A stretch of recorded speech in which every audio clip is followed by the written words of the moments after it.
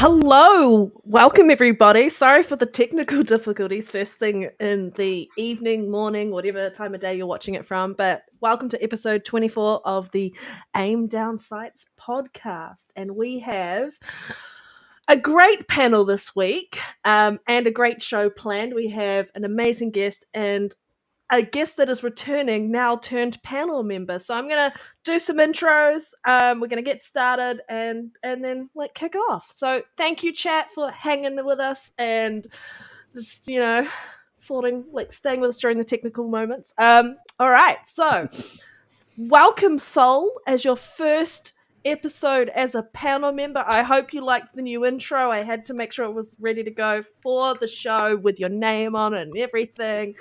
Thank you for joining us, debuting episode 24. How are you? What have you been up to? What have you been playing? And so excited to have you here. Yeah. Hey. I am so excited to be here. Thank you for that wonderful introduction.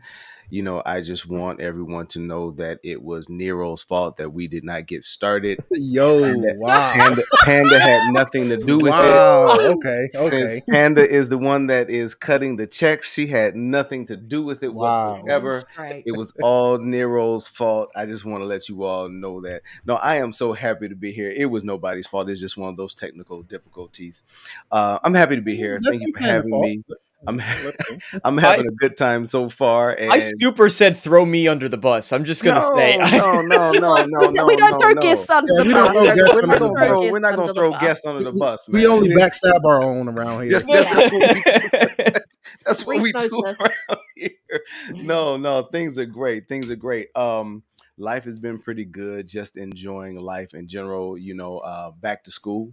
I'm in education, so I am back to school. We're about 4 weeks in with the kiddo, so we're just enjoying, this new school year and everything like that. So I'm just trying to get my school feet back under me. As far as gaming is concerned, just back on the grind. Diablo has, its hooks in me. I just cannot.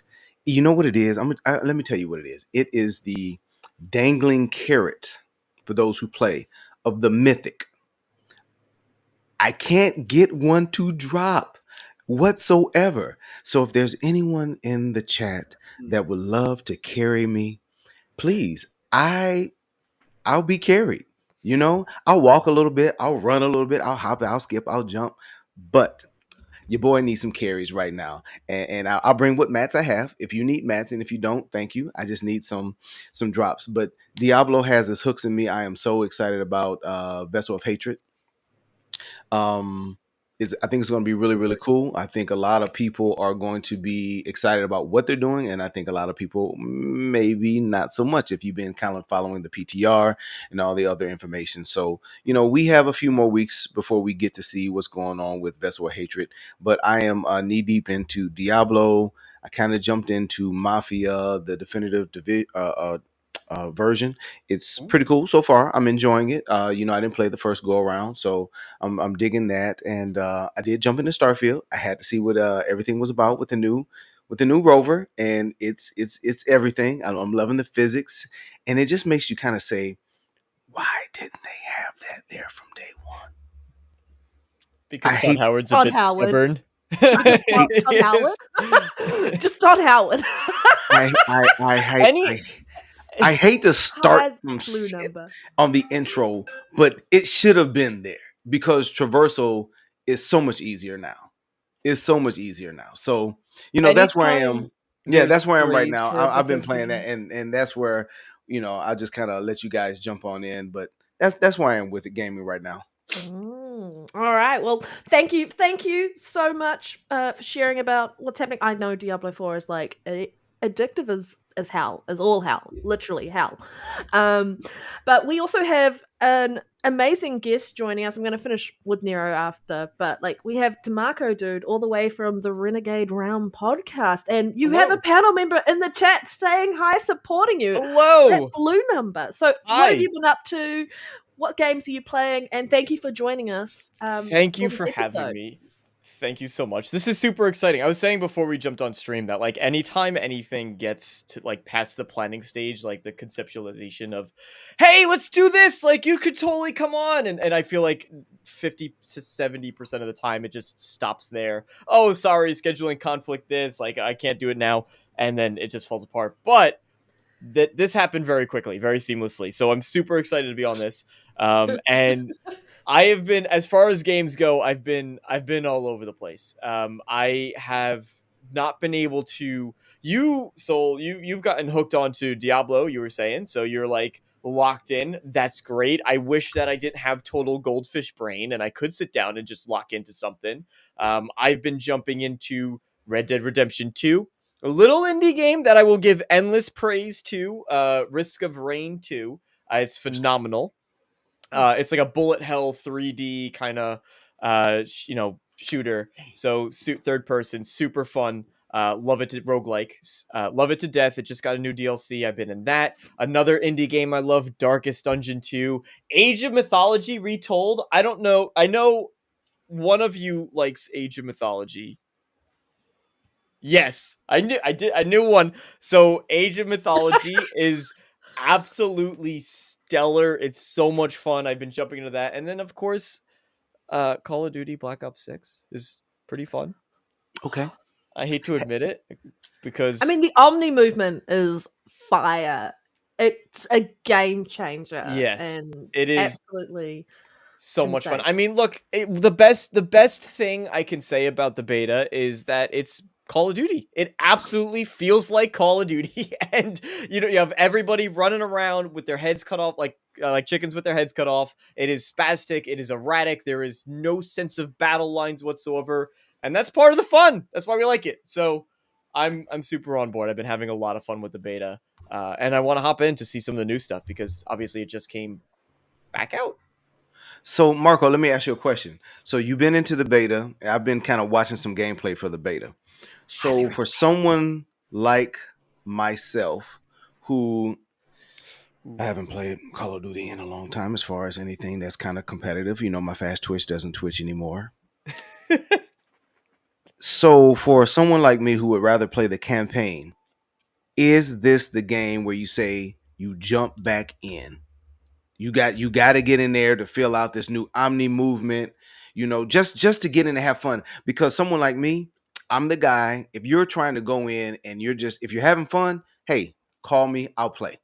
If you're really trying to win, so like Nero, don't call me. I'm not your guy. I'm not your guy. I'm not your guy. But if you just want to go tool around, you call me, I'll jump in. So what do you say to a player like myself who wants to jump in, maybe a little competitive, but whatnot? What would you say to them? I would say that Game Pass is a thing Okay. that exists. Okay. And if you are already subscribed or are not subscribed, but you're thinking about it, for the $10 or $15 for the month, I would say absolutely try it. Right? It's $15. You don't need to spend the full 100 that they want, and you can get in, see it, and then obviously if you're like, there's plenty of other games on Game Pass to try out for the month. You gotta find something. And that's exactly, to me, what Game Pass is for. All right. So now, Microsoft, if you are watching, I want you to go back and clip that, and you can cut a nice check 4 or 5 ways if you like. That was a healthy endorsement for Game Pass. Thank you to Marco Dude. And now back to our regularly scheduled program. Oh. Shout out to Red Wolf with the super chat, man. Appreciate you for the $5. At a wedding, but wanted to stop and support my oldest son, DeMarco. Go show him some love on his channel, guys. Have a great show. Definitely make sure you go subscribe to his channel, man. Especially if you like me, you love Starfield, you love Bethesda. Really great stuff, man. So when I found out we was having him on a guest, like I do with all of our guests, I go follow him. I go subscribe to all their stuff if I haven't already. And when I went to his channel, I was shocked, surprisingly already subbed. And then I looked at all his content and I said, well, no shit. Of course I should be subscribed to this channel right here. So definitely go show him some love. I'm going to change my bio. No shit. I should be subscribed. That's my new channel. Literally. You should be subscribed. Literally. But thanks for that super chat for sure, Red. Well, appreciate you, man. Thank you, Red. Love you. Nero, what have you been up to this week? All right. Yeah.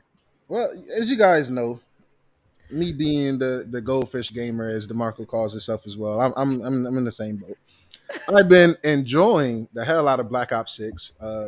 Got to represent. The name of the podcast is Aim Down Sight. So where you feel like you might lack, don't worry. I got enough skill to cover the both of us, man. You know. So How about I the seen your been having a skills. I blast. seen your skills, of man. us. You got it. You yes, got it. sir. Yes, sir. All of us pretty much. How many on the people panel. can you carry? How big is that backpack? Hey, man. Look, I'll put it on, man. I'll put it on. Don't ask him to carry with I've been carrying people in the community, such Lloyd as and Reese. He's in the chat right now. I've been carrying Reese. I've been carry Lyric, put him on my back as well, man. I've been carrying Becca and RSJ and you and Galveston, just everyone. It's just always me carrying the team. Once that Microsoft check comes through, I'll send you some to get a better mattress if you need it. So yes, that way- sir. There you Hey, go. Rest your back. but yeah, I've been playing Call of Duty Black Ops 6. Today I picked up actually the own Vampire Survivors and all the DLCs. I was like, you know what? This is long overdue. I've been meaning to grab this, but always get distracted, and because it's in Game Pass, when I fire it up, I forget that I don't own it. But hey, they said we don't play games. I mean, we don't buy games over here on Xbox, so continuously beating those false narratives and stuff. Also, been playing Life is Strange 2. My God, this game is amazing. It's beautiful. As a grown man, I have teared up multiple times, and I am not ashamed to say it. God damn it, because between Life is Strange 2 and what is it, The Tale of Two Brothers or something like that, if you guys know what I'm talking about, those two games right there, absolutely amazing, man. So I've been having a blast.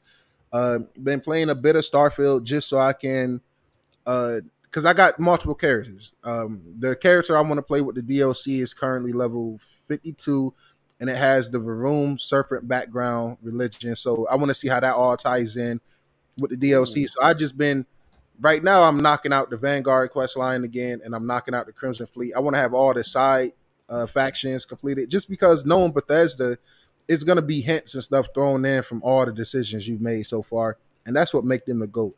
And the last thing I really want to highlight, also before I highlight my last game, shout out to Panda and DeMarco, because I really do want to check out Age of Mythology. I've never played any of the other those type of games, right? Oh, it's But so good. this one really intrigued me. I have it installed. It's just about getting around to it. But the last game I really want to shout out, and it's Star Wars Outlaws. This game has been amazing. I don't give a damn what the media say. The Ubisoft tax is just as real as the Xbox tax, goddammit. And I'm gonna die on that hill.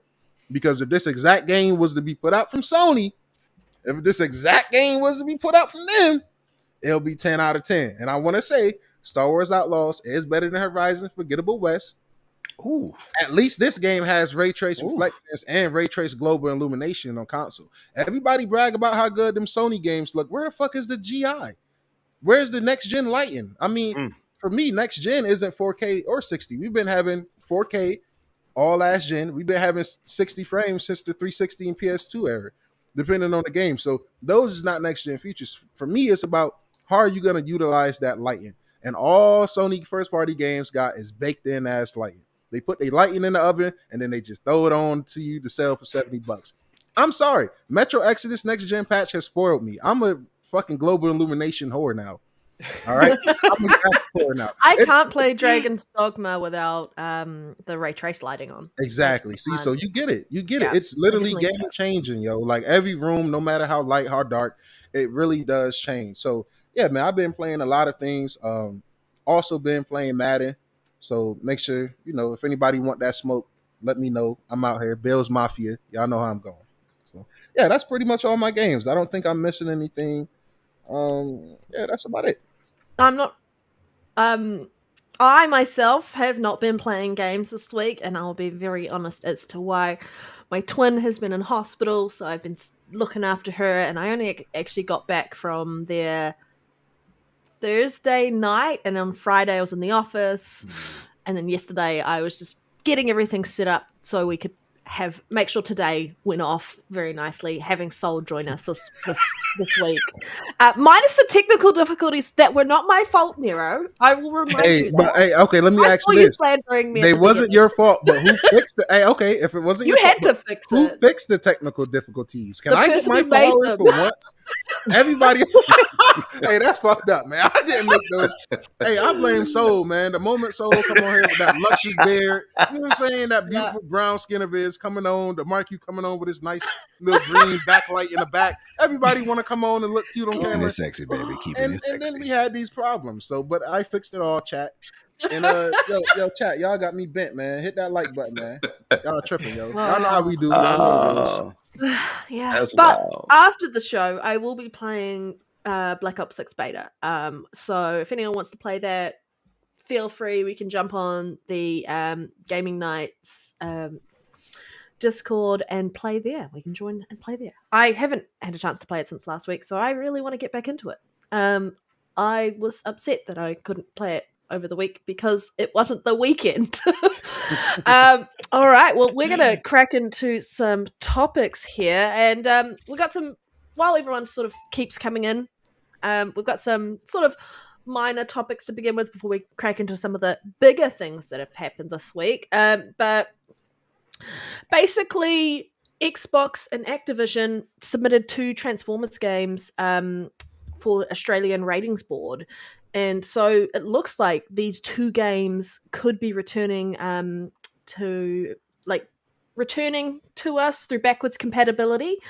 And so, Nero, do you have more on that specifically? I am still no. So basically, what you just said is basically all we know right now is that they have received ratings. But what I take from this is Microsoft is about to, relist them in the store and definitely put them in Game Pass, which I'm extremely excited about.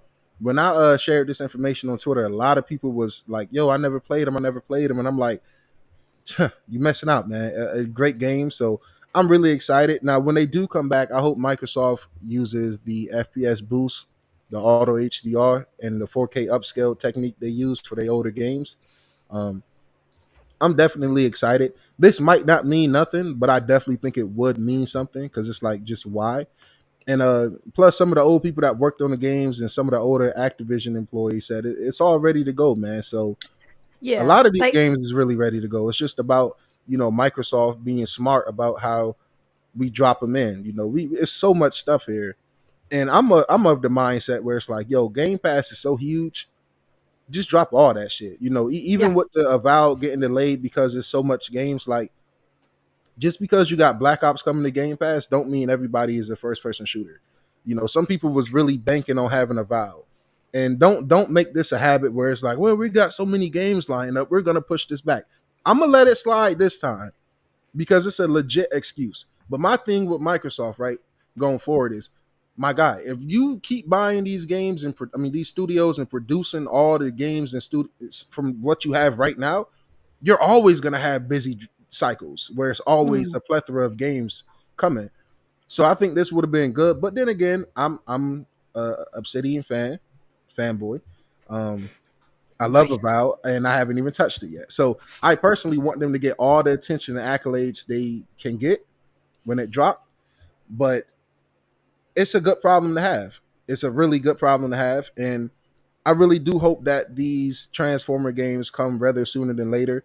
Like I said, I hope they get updated or maybe even remastered or Reese. Yo, man. See, Reese single-handedly gonna make me spiral this episode, man.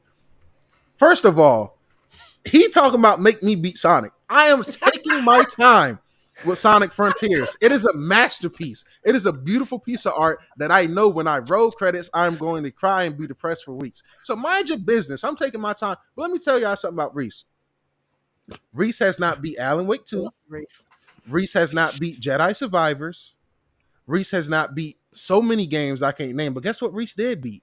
Redfall. No offense. I enjoy Redfall. Guess what else he beat? Saints Row Reboot. Reese, you beat horrible games all the time, but you sit here and let the great, amazing games in your backlog collect dust. So get off my back, all right? Well, if he never plays the amazing games, then they can stay amazing forever, right? Then you don't have to go through the tragedy of them ending. That's that's what I'm doing right now. He's got a really he understands perfectly what a bad game is as a result. Like, he definitely knows. I'm an absolute Bethesda slut. I love their games. Yes, I am as well a Bethesda So whore. so like listen, I get it. But I have never beaten Skyrim. I've never beaten Fallout 4. I've never beaten Fallout New Vegas because that way it can go on forever. I never have to deal with the tragedy of those games ending. So I have hundreds of hours in Skyrim. I've Mhm. never beaten the game or any Can of the Skyrim DLC. even be beaten? Like, let's be fucking for real. Like, yo, I never went up to talk to them gray bears after the first introduction. I say, yo, I'll catch you guys later. I got things to do over in Riverwood. Like, leave me alone. Like, That's I what's had so things to great do. about those games, though, right? It's just like, Mhm. I'm Oh, going to yeah. do my own thing. F the story.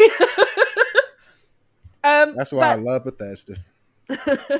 just jumping back on track. So the two games that have gone up for, and they're both being rated PG, there is no announcement as to what those games are. So if you are a Transformers fan, are you potentially excited to know that there are some games that you haven't been able to play in a while, that you will now be able to play due to the Xbox Activision acquisition in that regard? DeMarco, are you a Transformers fan at all? I My don't know. experience with Transformers is limited to the Shia LaBeouf film Oh, well, exclusively. just the one film? The single Shia LaBeouf film that at the time was peak cinema to me when that Oh, had yeah, come I out. would agree. It Yeah, was just an fantastic. absolute masterpiece. I saw giant robots doing giant robot stuff, and then I never touched the franchise again. I mean, number Wow. 2 was okay. Wow. I got Bumblebee, and I thought he was cool. I got Optimus Prime. I thought he was sick, hmm and that And then whet you were my happy. appetite for the rest of my life. Apparently. Yep. What Wow. about yourself, Sol? Okay, so Tell me how much you hate me. It's okay. no. I'm not gonna do that. I'm not gonna do that. But what I will tell you all is that I cried when Optimus Prime died. I don't blame you. As you It should. was upsetting. So the thing is, though, guys, I was 10. So yes, you guys weren't around, and it was a hard thing for a young lad like myself to have to endure at 10 years old. It was probably honestly. Man that you are. I kid you not. I'm being Would have been serious. like me watching 8 Below for the first time, because I, I was very young, and when I watched that, I was like, bawling my eyes out. maybe. The thing is, if you had journeyed with the Autobots and even the Decepticons at the time, and you're Mhm. watching everything, in real time, like it was a thing to come home from school, and at least from up in my way back home in Indiana. Because I'm from Indiana, and we would watch WGN in South Bend, right? And that was a Chicago station, for those who don't know WGN, and they had like an after school lineup, and it was pretty much, now I might have the order wrong because it's been a long time, but pretty much it was GI Joe, Transformers, and then Jim and the Holograms. Don't hate me. Jim was a good show. Okay, it is what it is. You fight me if you want to. But so you go through this journey of the Autobots and fighting the Decepticons, and it seems like they can never fully win. They can never fully put them down. And then you get the movie, and you're hyped up for the movie, and you're like, oh, this is great. This is their opportunity right now. And Prime has this battle. And because of one particular Autobot, and he shall remain nameless for those who haven't seen the movie, go and watch it. It's awesome. Prime basically dies, and his body turns cold. And that was a hard thing to watch for someone who actually in real life had not experienced death. That was the first experience with death. TV death was whatever, Wow. you didn't watch much. So honestly, that was the first experience. Now, at 10, my parents, they took my sister and I to the theater. They dropped us off, which is, it was kind of normal back then. Now, I wouldn't do it with my daughter, not at all. At 10, hell to the no. But they dropped us off. My sister was 8. Prime dies. I cry. I'm not sobbing, but I'm crying. She looks at me. at 8 years old. And she's like, "Are you really crying?" And I had to turn my head because I'm over here like really emotional that Prime, a cartoon character, had died because he was such a leader. So Gen 1, I'm a big Gen 1 guy. So I'm hoping that if they are going to reboot something, it's something from Gen 1. If they're going to give us something fresh, I want them to go back to Gen 1. I like those models. You got to get Peter Cullen. I don't want the Hemsworth kid, even though I love some of the movies he's in, and he's doing his own thing with this new movie that's going to be coming up, right? And he kind of grows into the whole Prime thing. And he, he even said he didn't want to do Peter Cullen because Peter Cullen is Peter Cullen, right? And so you can't really do Peter Cullen. Here's a little fact for those who just didn't know this right here. Peter Cullen was also the voice of Venger in Dungeons and Dragons. Oh. Yeah. You didn't know that. And Nope. if you don't know, now you know. No. Yes. So Venger, Oh, you know. there I you want now the you original know. Megatron. No one is half the Yeah. battle. That's who I want. I Right. want the original So Megatron. there you go. See, you guys did. I'm Not- blowing minds right there, right? So I say all that to say is I hope they do Gen 1. I hope they put the characters that were actually popular at the time. Bumblebee, I'm sorry, DeMarco, dude. You grew up with Bumblebee. Bumblebee is it like he's like the guy. They have based the series around Bumblebee. Bumblebee wasn't sugar honey iced tea. He was Gen nothing. 1. Yeah. He was really nothing. He was really just a little sidekick who actually was just, he would get on your nerves. They had cool Autobots. Let's say Jazz. Jazz was the coolest Autobot in the whole series. In Jazz, they did him dirty in the first movie with Shia LaBeouf. They did him dirty. Yeah, First they of all, I didn't like his voice. It was a little too hip hopish. It's like they were really reaching and trying. I was okay with them having, I think it was, I can't think of his name, but he played Eddie Winslow on Growing Pains or no, Family Matters. Sorry, Family Matters. They had him. Okay, fine. But then he got ripped apart. In Gen 1, Jazz was a dog. If you watch the cartoon, Jazz was a dog. And those who are old enough to know in the chat, Jazz was a dog. He was a soldier. He wouldn't have gone out like that. But I digress. So they got to give me Gen 1. They got to give me you got to give me the Dinobots. You got to give me Grimlock. You got to give me, you got to give me them. You got to give me all of that. You got to give me Devastator. You got to give me Skyfire or Jetfire, whichever one you want to go by. I actually have that toy upstairs.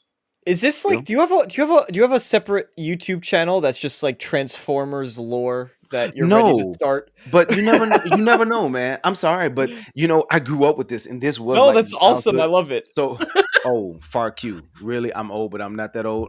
Yeah. Now you said Sound Blaster.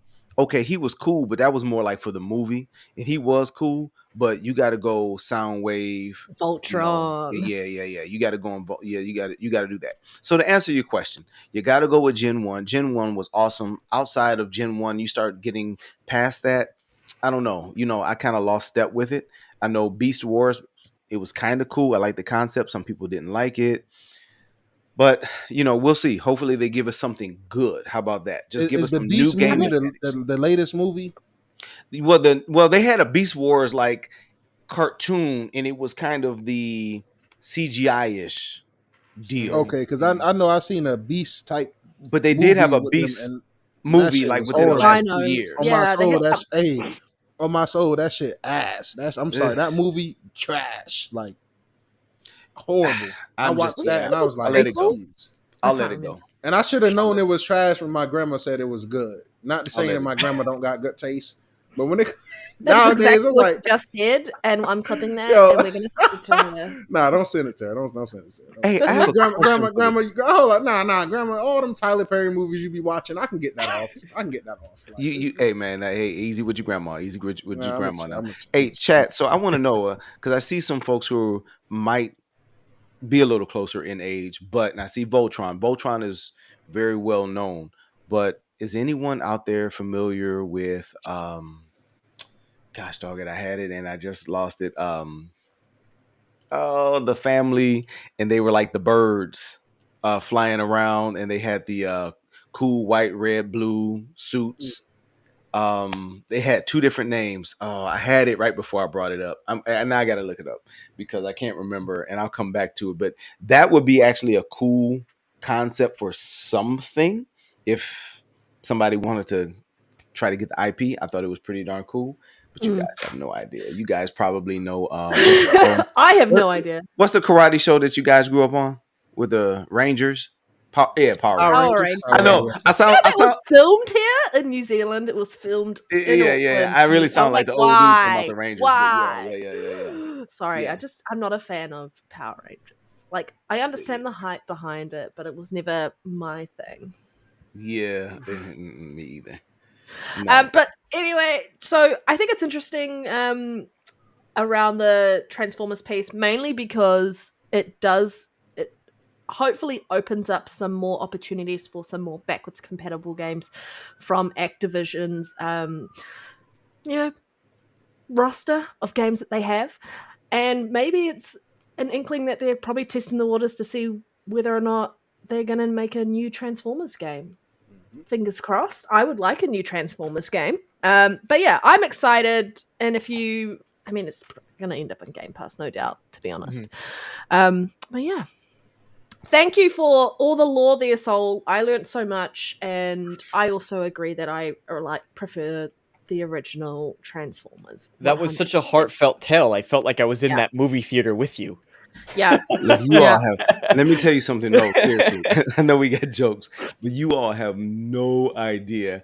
For so many people, that when Prime died, it was life changing because at that point in time, cartoon characters didn't die. Yeah. Like if you watch the old G.I. Joes, they barely get shot, if they even get shot. Yeah. So so for him to actually die and you saw the fight that led up to his death, you were kind of like, whoa. And then, he turns cold, and I don't know if you guys remember in the movie. So he's here on the slab, they're all around him, and then his head just goes and he turns gray. And it was like, no, the Vader no. That's what that was right there. Oh, hey, real talk. Hey, I found it. Battle of the Planets. You guys know that? I'm old. God dog it. I'm going to have a look at it. It was also called G-Force. All right. I think I remember it being called G-Force. Battle of the Planets. Oh, man. Come on, man. Now, that was way better than Voltron. I feel so uncultured. Way better. Hey, man, you know what? You're just young. You're young punk. You're just young. That's all it is. I recognize this. That's all it is.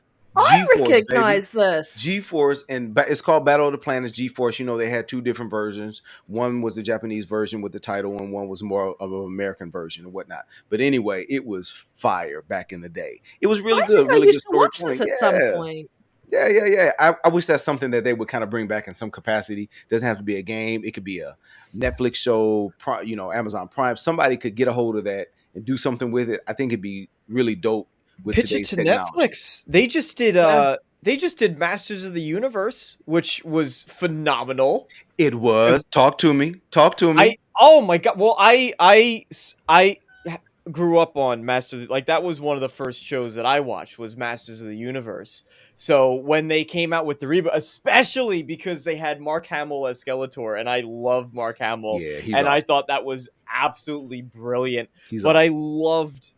I haven't seen, because they have they broke it into two halves. They did, and I think I watched part of the second half, and I don't know if I can't remember if I finished it, but it was good enough to get renewed for season 2, and I nearly cried because I was like, more of this, please. It actually had a really good story. It did, and it went to some really strange places too. But I liked that for it. I really, really did like it. So I'm all for more Master of the Universe. But if anyone is going to pick something like that up, Netflix is the place that you would think to go. Yeah. Did you watch She-Ra? I have a 10-year-old daughter, so no. I know. She-Ra? Yeah, I did. I know it's good. I actually dug it. Yeah. I actually dug She-Ra. You know, did you like the other Masters of the Universe? There was one that was the Kevin Smith, and then there was another one that had a different kind of CGI-ish animation. They released somewhat like a season apart. Yeah. That one wasn't bad as well. He was kind of a bulkier I only know Adam the and everything. original. I don't know like Okay. the other version. I know the original, which even then I was watching. When I was watching the reboot of it, I was forgetting some of the characters too. Like, and I can't remember the name now, but the fish one, the undersea guy, Merman. yeah. So even that, I was like, oh my god, I can't believe I forgot these things from the original series. So the original series, its memory has faded quite substantially. But Ah. the original series I watched, and then the Netflix one. Well, you know, there was a reboot somewhere around, I don't know, 2011, 2012, 29. I don't know. My numbers are probably off. And it was actually pretty good as well, story wise. Animation was pretty good, but it didn't get renewed. I don't really know why, to be honest, because it was really good and it ran. It got a reboot, but then also Thundercats got a reboot, and it actually Yes, gave yes, you yes. it actually gave you better lore than the originals did. The original was Mhm. just kind of episode to episode, and it was just kind of like, you know, they never gave you background on anything. But these reboots actually gave you background on, you know, the lore of Grayskull and his mom and his dad and how all that stuff goes together, the power swords, you know, and then that it fell off. And then same thing with Thundercats. You know, actually, I probably enjoyed the Thundercats lore from that reboot more so than the Masters of the Universe because I was never a big Thundercats guy growing up. Yeah. I was more of a Silverhawks guy. Hmm. So, you know, so I really like that Thundercats reboot, and I'm kind of hoping that they do have some kind of a Thundercats reboot soon I because hope I so. think that's something that's worthwhile. So who knows? But that's just the I fan. hope That's the so. fan in me. All right. Sorry, my Yeah, throat. Panda, transition, I've been talking so long, transition my from that. throat has Panda, we died. can go down this road all day. I know Let's get back it's to these fine. games. Like I love talking about cartoons, so I'll be honest. I just love listening to it. But like, just reminding everyone in the chat, thank you for joining us. We have Soul joining us as a full panel member, and DeMarco from oh my god, Renegade Realm podcast. Renegade Realm Just podcast. dropped out of my brain for a second. But you're watching episode 24 of the Aim Down Sights podcast. Hit that like button.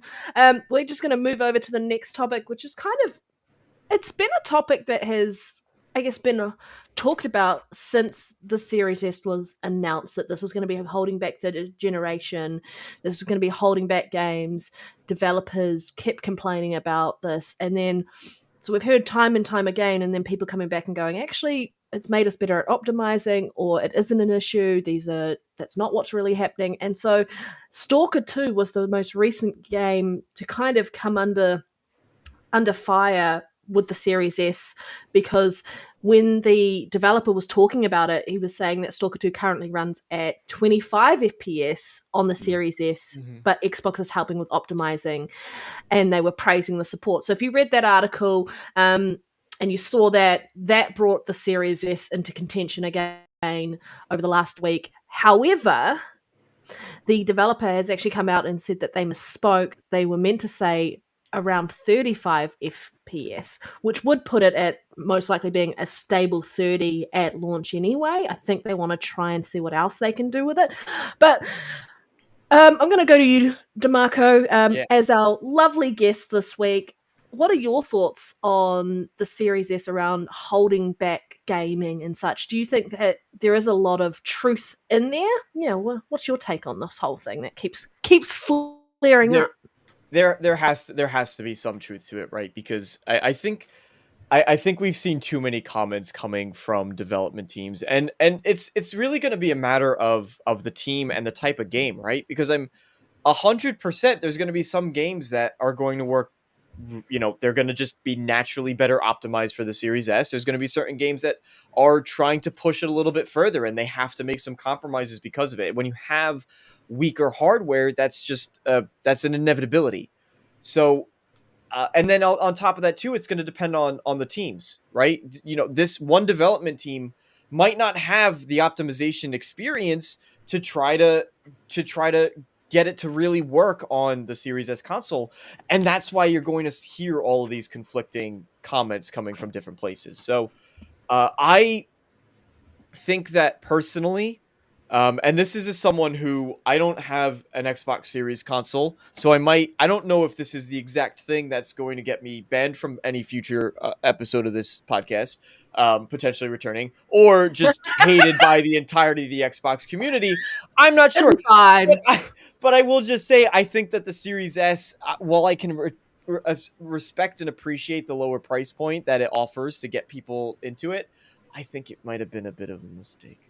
Especially because developers need to seemingly tiptoe around their comments like this, right? We've seen just recently, it wasn't with Stalker, it was with another game where people were getting frustrated about 30 FPS. What was it? Where the developer had said, look, it's not that type of game, like you don't need the high frame rates for it. Avowed. There you go, right? And I'm not going to say that that's because of the Series S. I don't know. You know what? I would agree with you because you're making good points. I would agree with you if games was coming out super optimized for the PS5 and Series X. But they're not. Games is coming out running bad on the big, more powerful consoles as well. So to me, I know people hate when I use this phrase, and people sneak this and throw subs when I use this phrase. But quite frankly, I'm gonna die on this hill. These devs are lazy. If Cyberpunk can run at 60s on the S, Starfield can run at 60 on the S. Granted, those took a little more time to cook up. I understand. You have Metro Exodus that didn't take longer to cook up. It's running at 60 FPS with full ray trace global illumination. So it's more examples of games running and doing good on the Series S than it is games doing bad and being hard to run on the Series S. The bad cases just be more vocal and more. I mean, because we got to realize the Xbox tax is a real thing. The media is against Xbox. There's too many examples of it out there. So my whole thing is whenever the Series S struggle to run a game, people is going to scream from the rooftops that, oh, it's weak, it's weak. Meanwhile, to this day, it still has more 120 FPS games than the PS5. And when devs optimize well for the Series S, we tend to get better versions for the PS5 and the Series X as well. A lot of these devs is just not really good at optimization. When you tell me that your game is Steam Deck compatible, but then turn around in the same breath and say that you're struggling so hard to get something to run on the Series S, it's just like, come on now. And I'm sorry, I hate to be the 30 FPS frames graphic whore, but I'm going to be honest. In a lot of these cases, I think it is a design in, for a Valve, for example. If you watch the dev diaries, they have been saying how lighting and texture quality has been huge for them. If they start building a Valve around 60 FPS first, guess what takes a back seat? The lighting, right? If they want ray trace global illumination, guess what? That has to take a back seat. If you want super high texture quality, that has to take a back seat. So I'm not going to be one of those guys to tell the devs, hey, fuck your visual direction that you want to go for your game just because I want 60 FPS. And let's be honest, how many 60 FPS Unreal Engine 5 games out there are looking good and running good? It's not a lot. You think about the finals, that's one, and nobody gives a damn about the finals. Sadly, that's a great Unreal Engine 5 multiplayer game. But a lot of these UE5 games do not look good when they try to, force 60 FPS modes down. And even for older UE4 games, look at Final Fantasy 16. That shit was a blurry mess on the PS5, still arguably is to this day. You think about even the Final Fantasy remakes in the performance mode, all of these games is super blurry and 1080p-ish. So my whole thing is, depending on the game, I'm not against 30 FPS. I fully know what I'm. See, DeMarco, you're a PC guy, right? So primarily, so it's different for you. But for all you console fans, shut the fuck up. You know exactly what the fuck you're signing up for when you go spend that little ass $299 or that little ass $399 or $499 for these living room consoles. What the fuck is you guys bitching about? If you wanted these 100 frame games, go buy a PC. Nobody is stopping anybody from going to buy a PC. Go buy a PC, and realize it's not as convenient and not as simple as it is, because a lot of these people don't have brains like DeMarco do and Panda and Rhetri. Well, half. I got at least half a brain, so. Let's give people the option. I'm going. Hey, look, I'm inspiring, Nero, yo. Nero, tell us Yo, how I'm you sick of really them. feel. Yeah, no, I'm sick of them, yo. Say it with the whole damn chest. A lot of these people are really dumb as shit, and they would realize if they go get PCs, right, they wouldn't even know how to fucking optimize the correct settings to run their games at 60 on their PCs they built. That's how dumb a lot of these people are. That's what So Digital forgive me if I Foundry's get a for, little right? frustrated.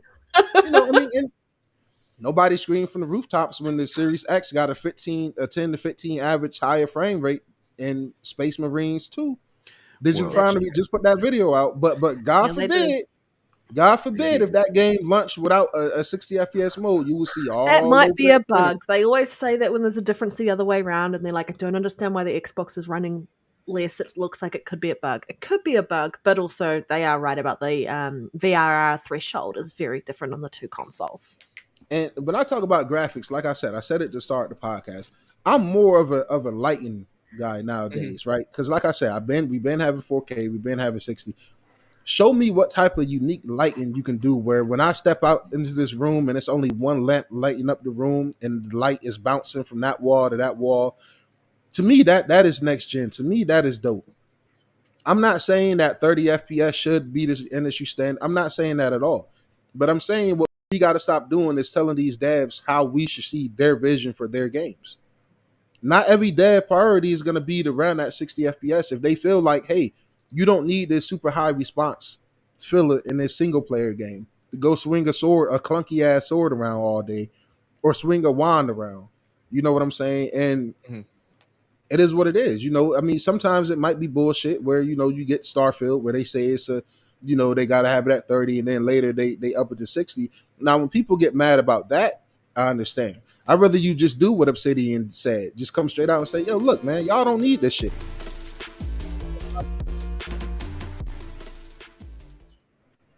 All right, Assassin, you want to get this one, Panda? Yeah, Assassin with the $5. I would argue there is no Xbox tax. There is a PlayStation Pass.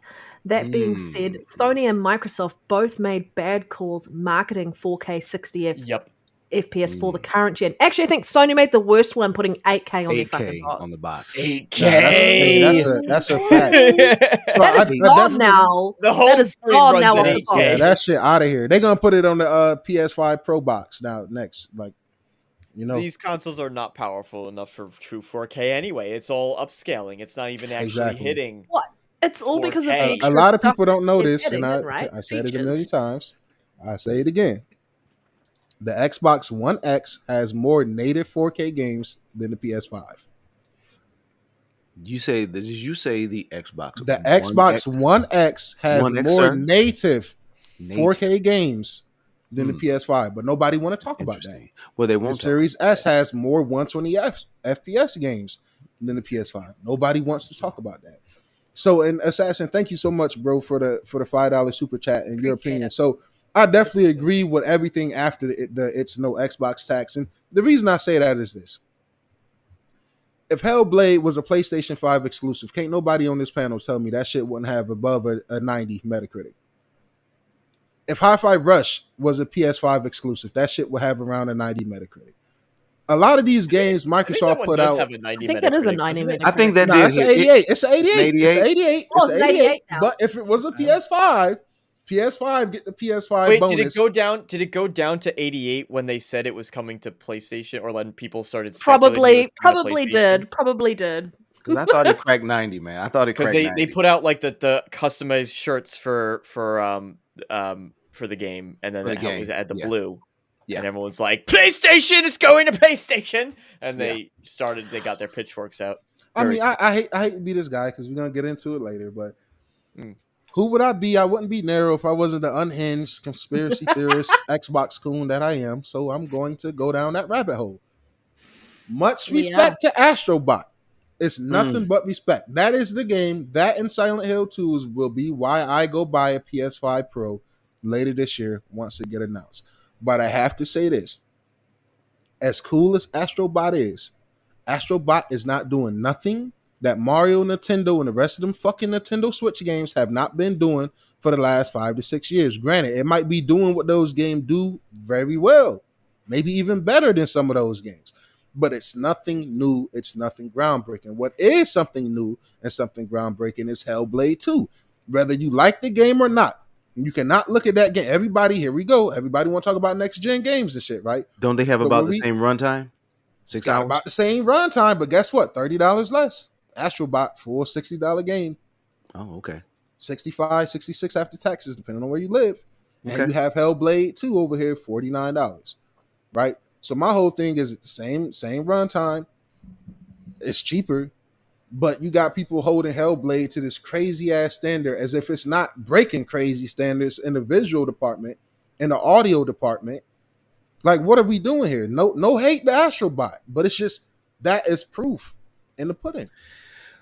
Well, with that Astrobot thing, if you're on social media, you can't help but see everything that's going on with that right now, and I think it's just one of those things that there's not really much going on when you think of something that's kind of catching everyone's attention on the other side.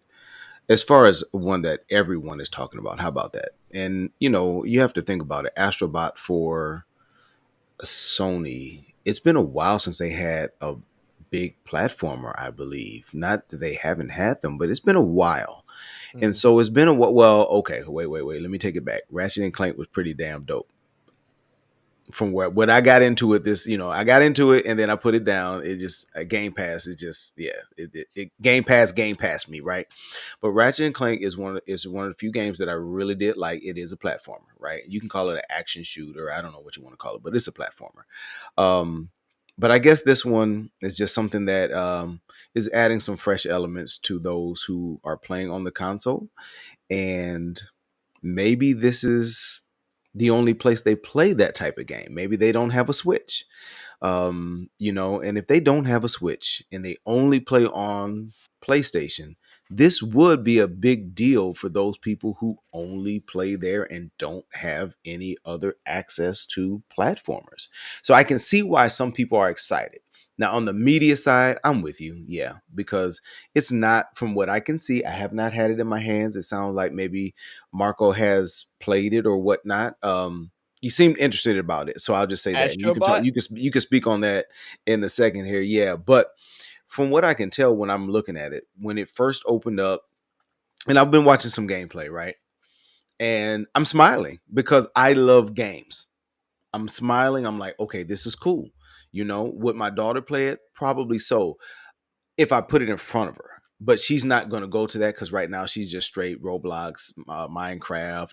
There's some other cat game on Xbox that she's really like and has a cool little art style. I introduced her to that game where the girls playing the flute and capturing the animals. She's like, this is Pokemon. I'm like, great, download it and let's play it, right? So, but I go back to say is that I think this might be something that's fresh and new for those who are only on that console. If you are fortunate enough to have a Switch, who can play Mario Odyssey and the games that they currently have, or the past few games for over the last 5, 6, 7, 8, let's say 10 years, just go back 10 years, then you have definitely played some winners just in that style of game, where that game, if you really put them toe to toe, wouldn't compare. Yes, it's going to have some graphical edge, to it because it has all the new bells and whistles. But then you also throw in the nostalgia part. So you're finding all these other little robots that, you have your Kratos, you have, your Nate, you have your Nate from Uncharted. You've got all these different ones, right? And Dante, I people, mean, yeah, that yeah. So you're was loving really the dope. fact that you're running around in a world and you find these other characters. Let me play devil's advocate for a little bit.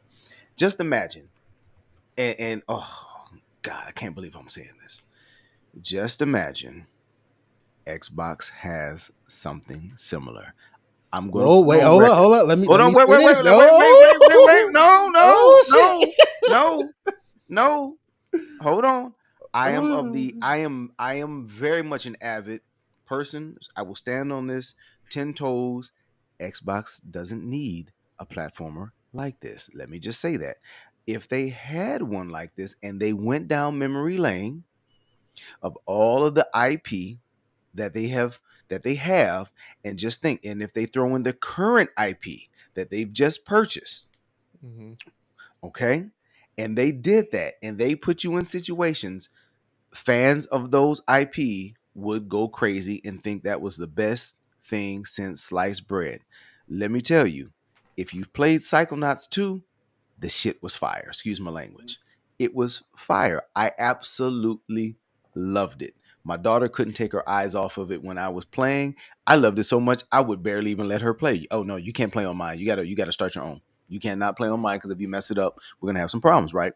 So It was a good game. I can see where they're coming from as far as being excited. And I'm talking about those who are actually fans of platformers, fans of the Sony IPs. I can see that just from what I'm watching, but I'm also watching and it looks just like Mario Odyssey. See, you made some really good points, but one of the points I wanted to counter was like you was like, this is fresh and new for Sony because they've deviated away from the platforming, right? They But my did. argue to that is, wouldn't Starfield and Hellblade be new and fresh for Xbox?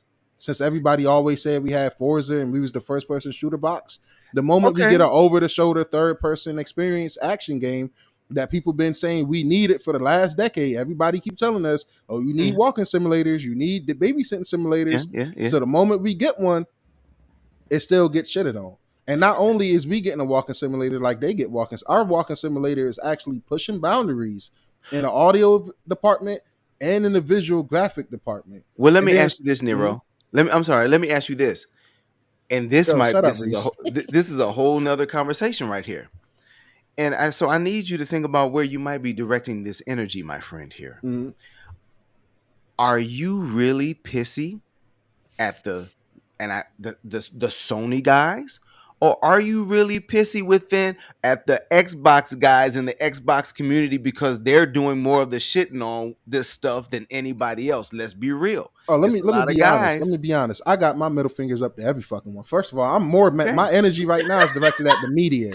Love it. My main beef every time I come on this podcast is at the media. Don't get me wrong. I hate ponies and I hate Okay. Xbox, even though I am Okay. considered, kind of Xbox. Whatever. Okay. I'm a gamer first and foremost. Okay.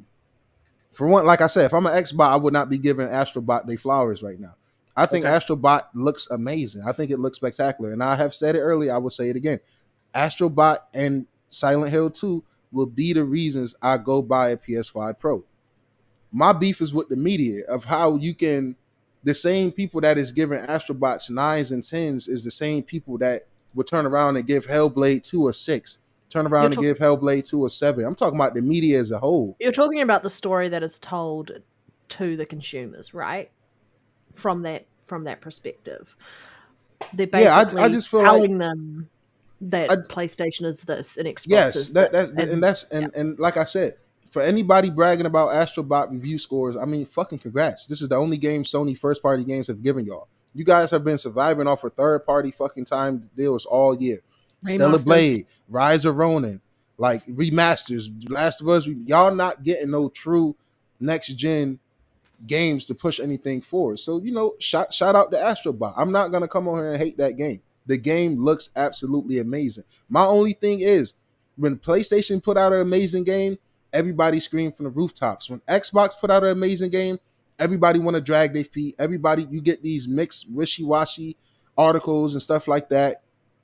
Even with Psychonauts 2, as dope as Psychonauts 2 is, a hell of a platformer. Very dope. Touches on mental health, touches on so much things. And that's another reason I get pissed off about these review scores. Because Hellblade 2 not only tells a good story, good audio graphics, it touches on a mental health aspect. And on that aspect alone, I think they should get a nod to get a little bit more respect and love than what they do. Psychonauts 2 sitting at an 88 Metacritic. And then you turn around and, Astrobot sitting at 93, 92. It's clear biasness. You know what I'm saying? And then again, even with outlets like the PC media outlet or whoever the fuck that PC gamer, they got over 1 million followers on Twitter. They put out a tweet shitting on Space Marine 2 saying Warhammer 6 out of 10 game just got a 7 out of 10 sequel. But just before that week, not even a whole 2 weeks before, they put out a Concord centric article saying that the entire gaming industry be too quick to celebrate games that fail. But didn't y'all do the same shit with Redfall?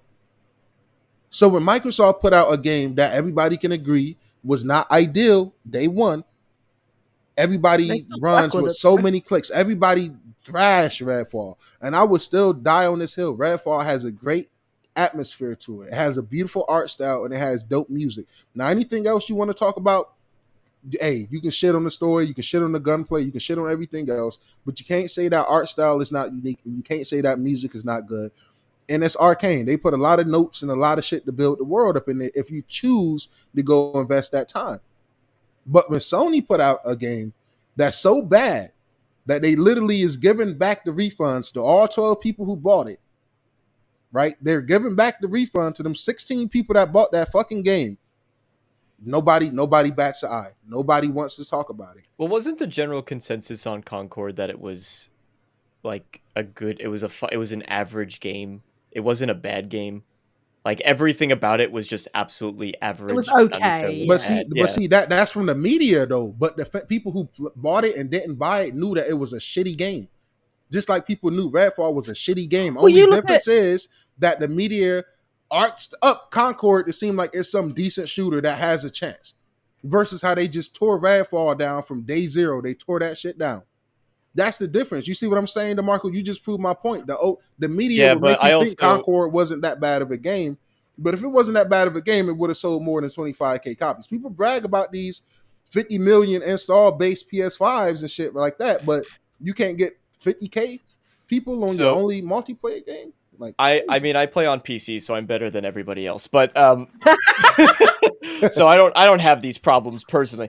But no, but I actually have a review for Redfall that I did on my channel, and I will say confidently, like, I love Bethesda. I'm an absolute Bethesda fan. But even I think I gave Redfall a 4 out of 10. Now I didn't play Concord, so I don't know, but. You played it on PC at the time? The Redfall on PC when it launched? I played Redfall on PC when it launched, okay, yeah. So you would have had the 60 FPS option. And I didn't have, well, yeah, it was, I thought it was really just genuinely not a great game. So, and I think, so I can see with this specific example, obviously there's other examples out there, but just with this specific one that you're using for Redfall, I can see how people would go after Redfall and say no, that it wasn't good. And even I had bugs. Like my favorite bug that I had in that game was I would just run in circles like this, and I would be going backwards in circles, and the vampire would just keep attacking where I was. So I would go here, he'd attack here, and then I go here and he'd attack here. And he would just, until eventually, I'm pretty sure I have this in the review, eventually he just stopped and gave up. And I was like hanging out with this vampire. Me and him became bros. We were chilling. It was great. He wasn't coming after me. So Redfall definitely had problems, but to kind of wrap this up, I could, from my personal experience with the game, I could see why people would say, oh, it wasn't good, versus Concord, where they come out and say, yeah, it was fine. It was a game that released 100%. I think Concord looked like a really dope game, and I'm very disappointed in the PlayStation community because these are the same guys that scream from the rooftop. Support the devs. Don't support welfare. Disagree with you on in general, Concord looked okay, but the character models. You looking at it from our perspective. You have to. I'm looking at it from a game where a PlayStation. They have no first party multiplayer games, so I would expect them to just show a little more support and speak with their wallets. This is coming only because those guys scream from the rooftops. I've been called a bum multiple times for being pro Game Pass. Call me what the fuck you want to call me. I'll be a bum if getting access to hundreds of games for $20 a month is it. Goddamn it, I'm the biggest bum in Bumville. You know what I'm saying? I'm proud of that, but these are the same guys that will beat everybody over the head about support the devs, support the devs, support the devs. And time after time after time, we get numbers and we see that PlayStation gamers do not buy games the way they scream from the rooftops that they do. It's a reason Square Enix is ending that exclusive deal with Sony, and they will be bringing their Final Fantasy games over to Xbox. because they don't sell as well as they should over on PlayStation. It's the same shit with Concord, just really highlighted everything that I've been saying. They don't buy games the way they want you to think they buy games. They are casuals over there.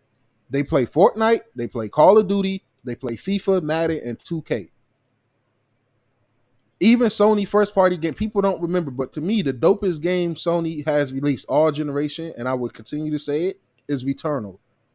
It took Returnal like 2 years to get past the 700K copies sold. But meanwhile, every time you look up, people is bragging about how PS5 is dominating the sale charts in Europe, dominating the sale chart. What's the point of selling all these fucking consoles that you're taking a loss on every time you sell one anyway? It's the reason they keep increasing they are increasing the price 4 years into this generation. If that don't tell you everything you need to know, then you just shouldn't be commenting on this type of shit, right? But they're selling all these consoles at a loss and turning around and not selling as many games as they should. That's why they taking these live service risks. You know what I'm saying? So shout out to Astrobot. You know, and like I said, I shit on PlayStation all the time. We're talking about Astrobot. Yeah, I know, right? We done talking about like the Series S, and then we moved to that, so and then we've moved to Like, this. I don't even know how we got here, but I will say this. I'm not gonna hate on Astrobot, yo, because good games need to be celebrated, yo, no matter the platform. When a game comes out and they're not trying to nickel and dime you, right? When it comes out fully complete, like DeMarco mentioned, I will agree like a motherfucker. Redfall was fucking not complete. They won. Concord was. So he made a very good point on that. And I love that.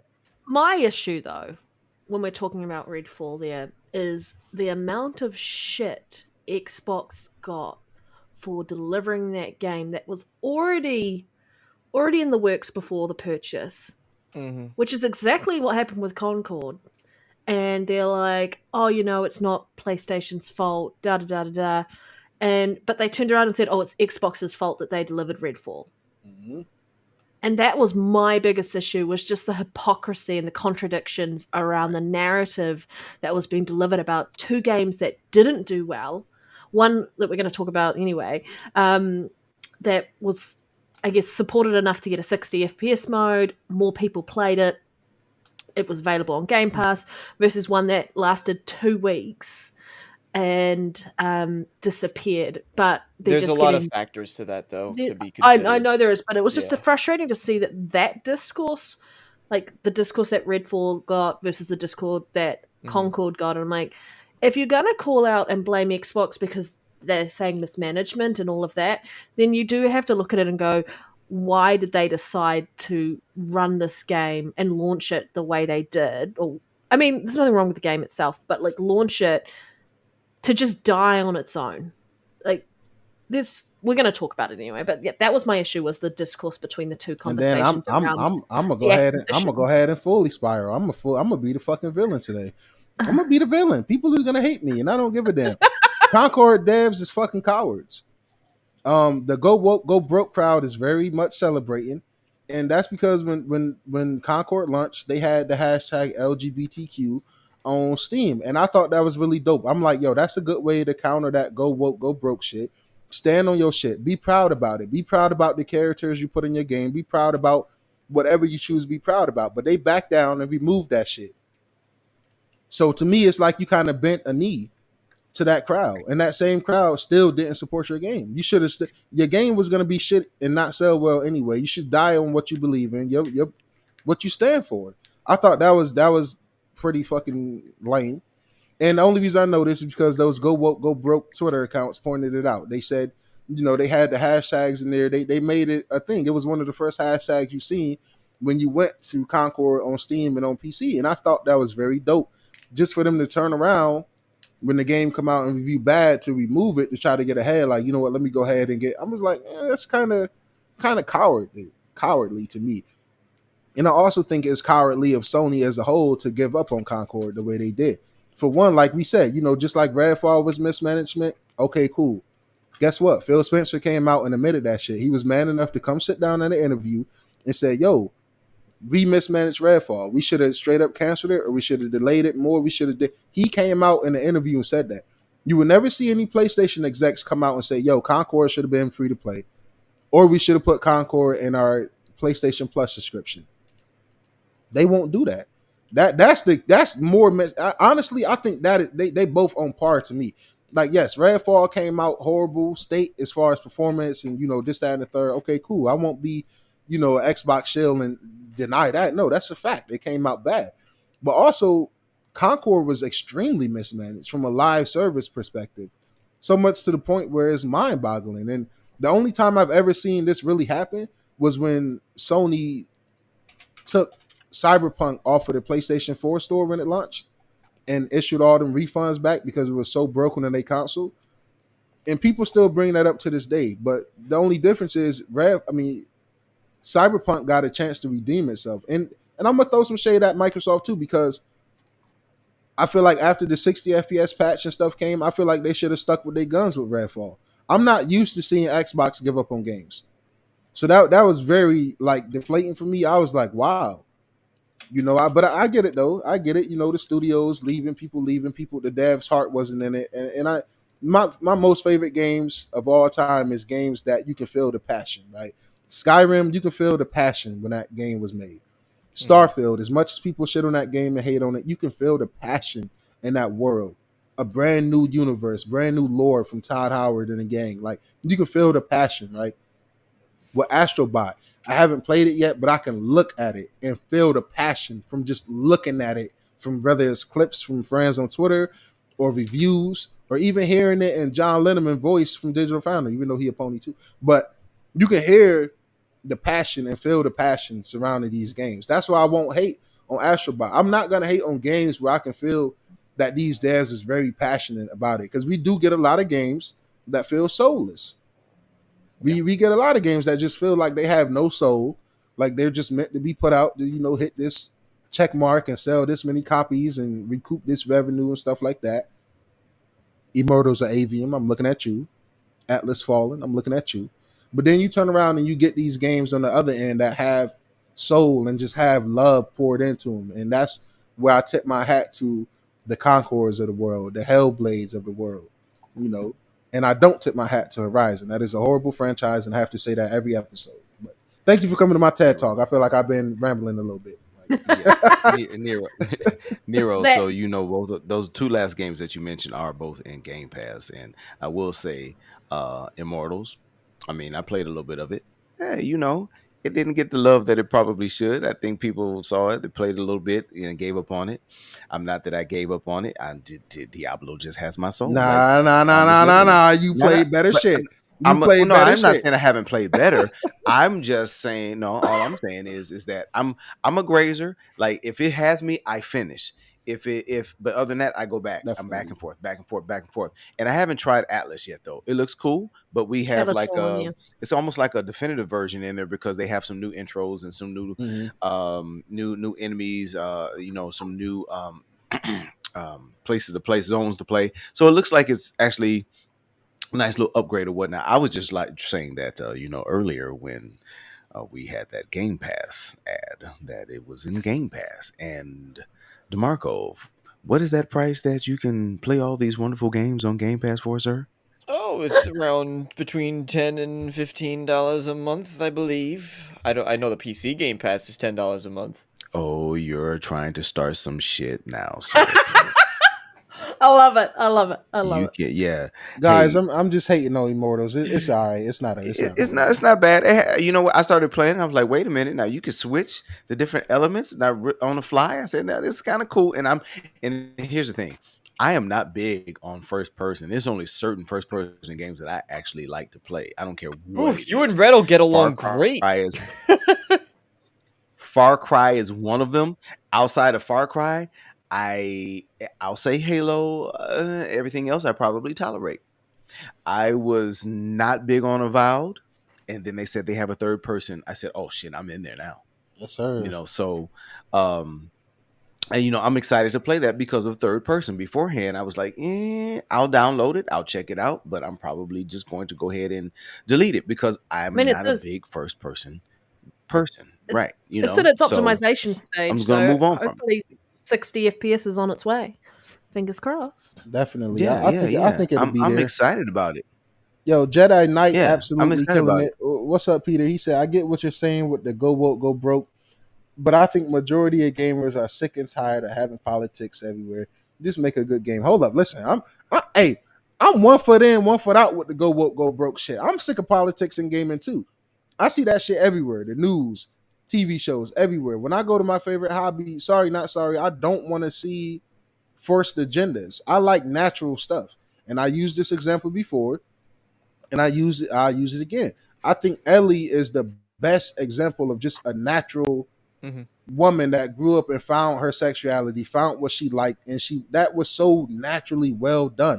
As much as I don't like some of the writing in Last of Us Part 2 specifically and stuff like that, the way you develop characters and because everybody is supposed to be humans, right?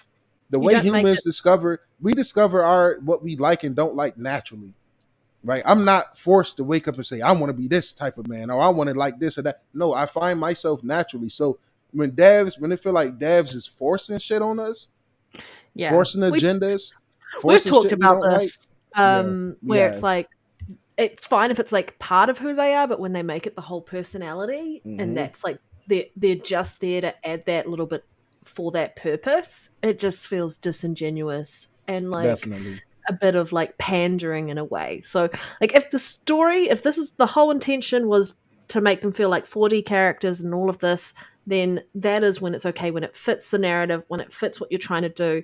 But when it just feels like they are pandering and it's just putting it in there for the sake of putting it in there, it's not a fun experience, and it kind of stands out like a sore thumb. Definitely. 100%. But yeah. Very quickly though, before we actually continue on with some of these topics, I just wanted to add a little bit around the Series S piece there, around holding back gaming. I think there is a little bit of that. Jeez, that's where we started at? That's where we started. It's your fault, Nero. We It is did. 100% your Damn. fault. You went off on a tangent.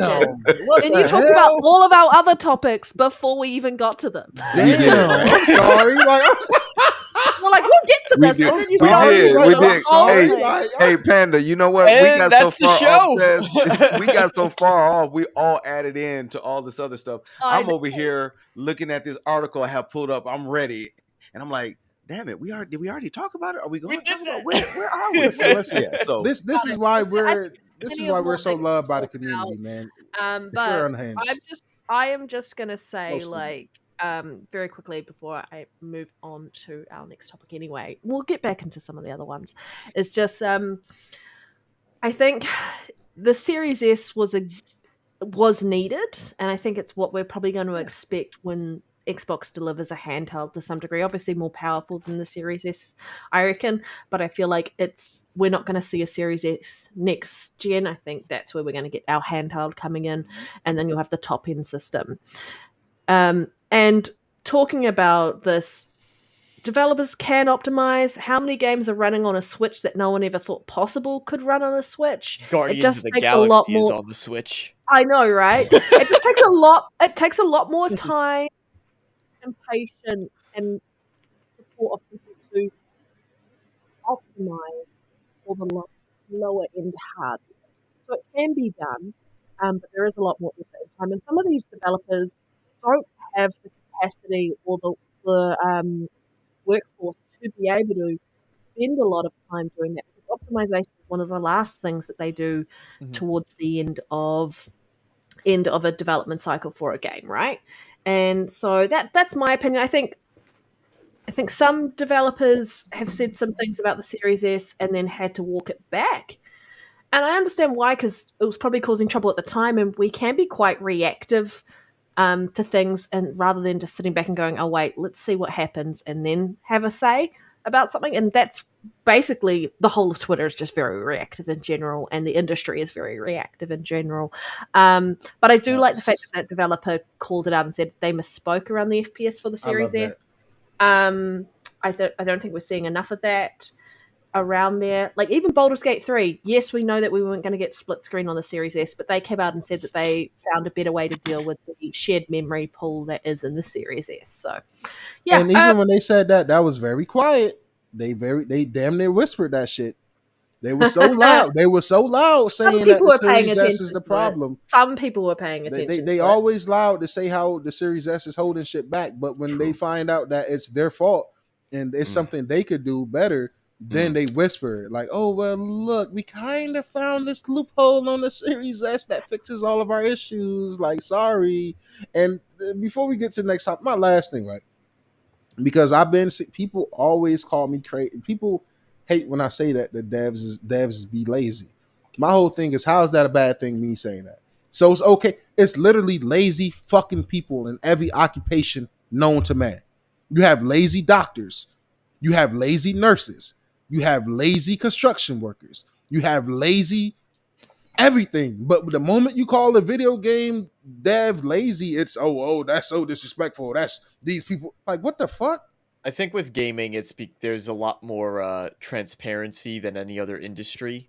So even like you brought up earlier, you brought up how Sony didn't make comment like, what is it? Phil Spencer came out and addressed Redfall directly, and was talking about it, but you don't see that for PlayStation, and you don't. And I actually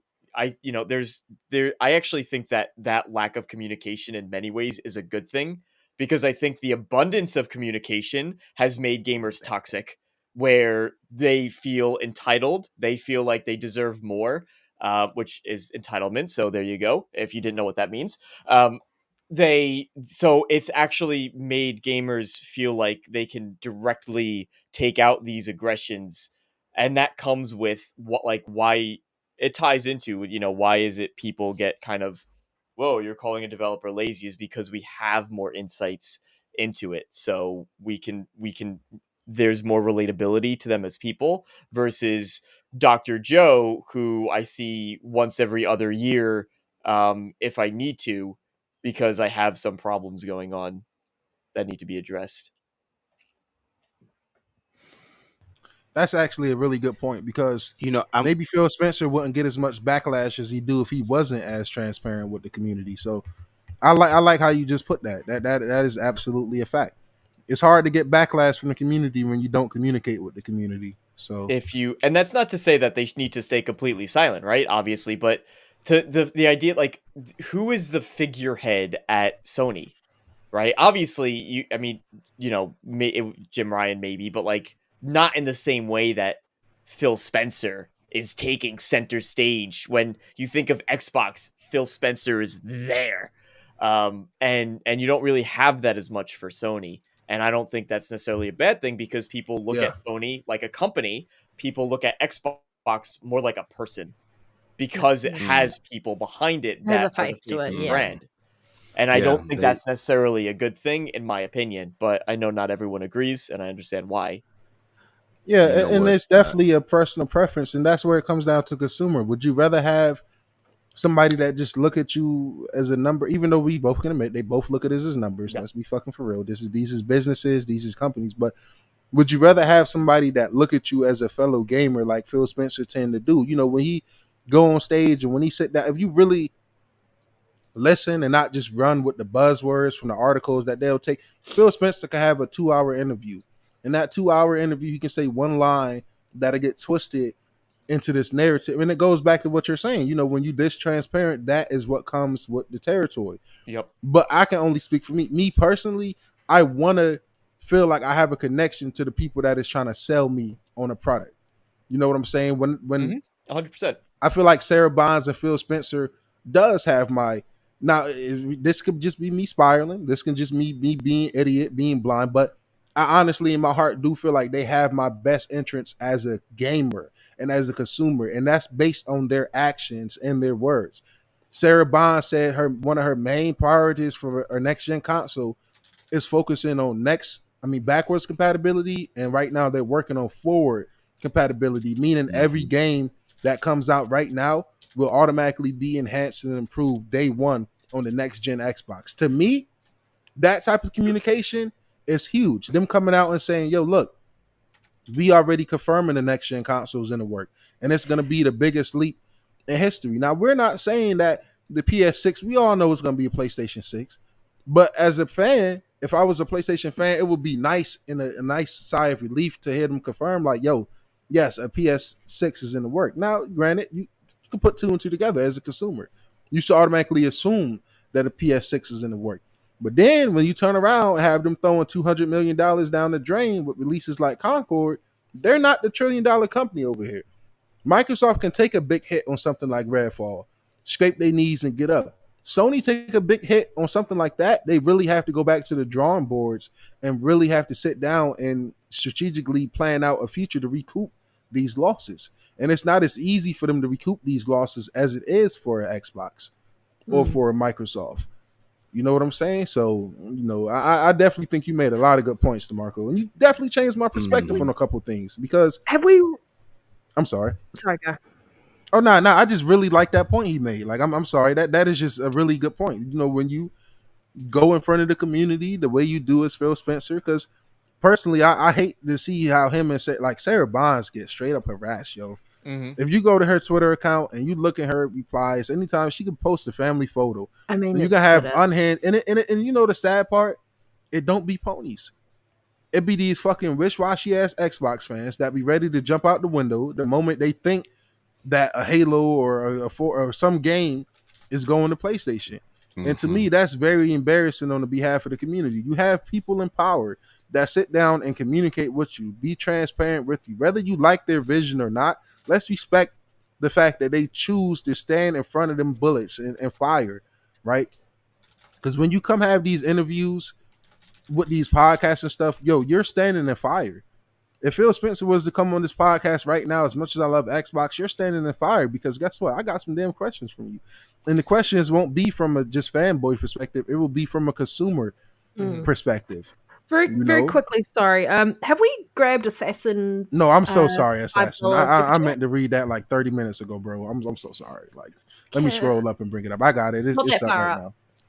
Alrighty. There you go. So thank you for the $5. Red and Soul's worst nightmare is every game will be first person. Question for the panel: what is a deal breaker when it comes to deciding on playing a game? So I'm going to throw to you, DeMarco, first. What is a deal breaker for you when playing a game? Actually, maybe I'll give you let you think about it. I have my answer. Yeah. Do yours. Absolutely. Okay. So I was thinking about it. Mine is like game breaking bugs, like just jank, just general jank. Like I look at Cyberpunk 2077. Sorry, Cyberpunk, but you're a great example of watch what you do when a game launches. Like even Spider-Man with Spider-Cube. Those are great examples of things. Like I'm so lucky that I had a Series X at the time Cyberpunk released. If I was playing on last gen systems, I would have refunded the hell out of that game because it was just broken, in my opinion, unoptimized. And that's my issue, is like games releasing before they're ready to release will feel rushed. And so as a consumer, I feel like I have a lackluster version that I'm playing, and it really makes it hard to have the argument of buying a game day one and then the studios are going, oh, people aren't buying our games or anything. No, because they're waiting for you to patch it a few months later so that they get a stable version of the game. As a result, you're actually impacting your sales anyway because you're not delivering a polished game at launch. And so that's my biggest thing when it comes to things like deal breakers for games. It's really hard to buy games day one. DeMarco, do you have an answer? I do, but I want to hear Soul first because I haven't heard. I want to be serenaded by your voice again. I haven't. Yeah, heard that's great. He's got soul. You know, he got soul. What? No, let's see what you get. You're tripping, Marco. Hey, look, let me tell you something. Earlier, hold on, wait a minute. Earlier, I don't know what was going on.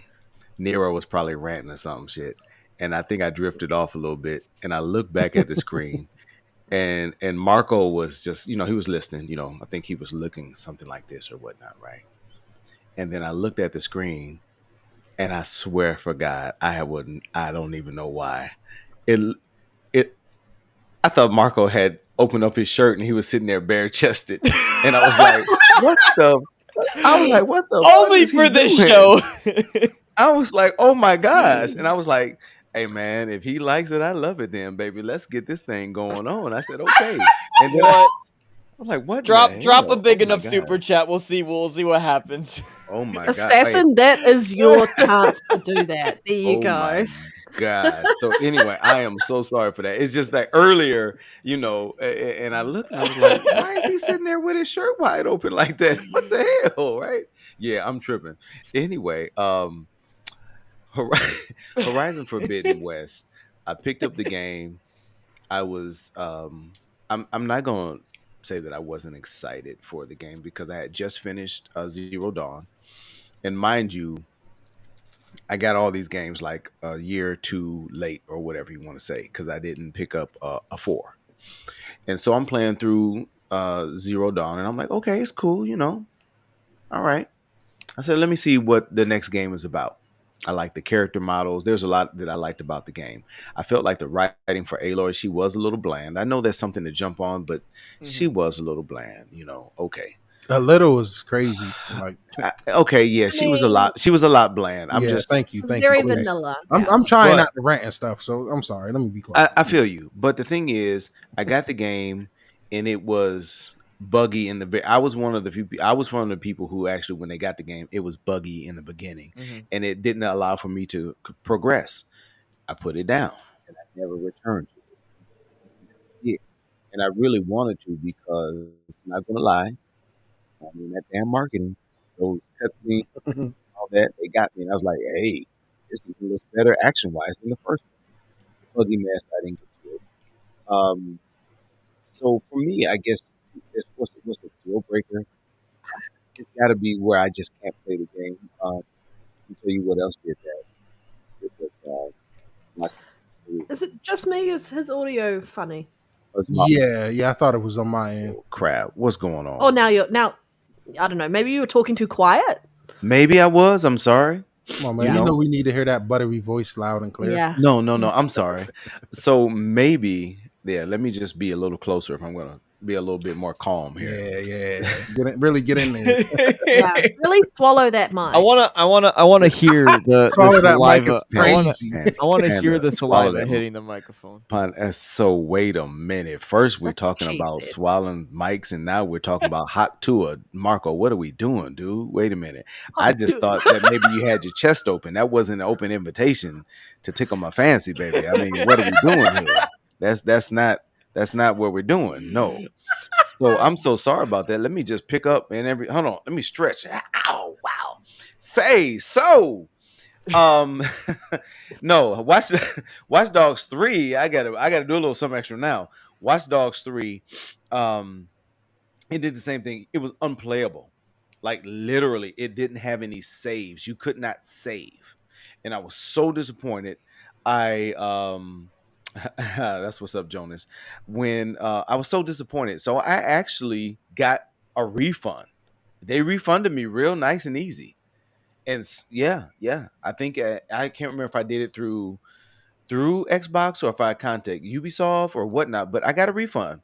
But I got it, but then they fixed it and I went back because I am such a Watch Dogs fan. I'm very brokenhearted that they're not going to continue that. I think that's probably one of the IPs that they should continue over there with Ubisoft. But you see what they're doing with gosh dog Sam Fisher. So hey, I don't right now they don't know what the hell they're doing. They're sitting on a gold mine. I think that crosses generations, but I digress. So the game has to be pretty much broken for me. I will try to get through most things. Outside of that, third person always catches my attention first. Then third person and then first person, And so going back to I think it was Assassin.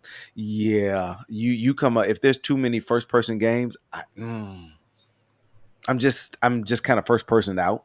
You know what I mean? So I like to let's take Returnal. Had Returnal been in first person, I would have never picked it up. And I agree with Nero. Returnal was dope. Mm-hmm. And I hope that's one of the ones that they send over. I ain't port begging, baby. But I hope that one comes over because it was dope. And I really liked it. Let me tell you what, when I first saw the game and then when I played it, I first saw it, I said, okay, this is interesting. Third person, space, aliens, shooting stuff. Great. I played it. I said, oh, it's pretty smooth. I said, you get the atmosphere, graphics, beautiful. great, easy on the eyes. The first thing I thought, this is what Nintendo needs to do with Metroid. Stop that damn first person Metroid Prime shit. I love it. Don't get me wrong, I'm a Metroid Prime guy. But give me third person and give me this where I can see the entire world. Let that world come alive Mhm. and I'm in there. But they're not going to do that.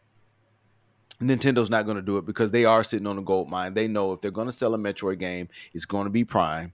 It's not going to be really the side scrolling anymore. Some of us will still buy that. The last one was dope, but they need a third person like that. So that being roguelike with Remedy vibes, yeah, Returnal is dope, man. Returnal is dope, and you can play a co-op. Yeah, You can play that's co-op. that's one of the games I'm really looking forward to playing. That's a Man. dope one, and I'm not gonna lie. If they get one early, send that one. And send that one and watch the numbers when people get a hold of that.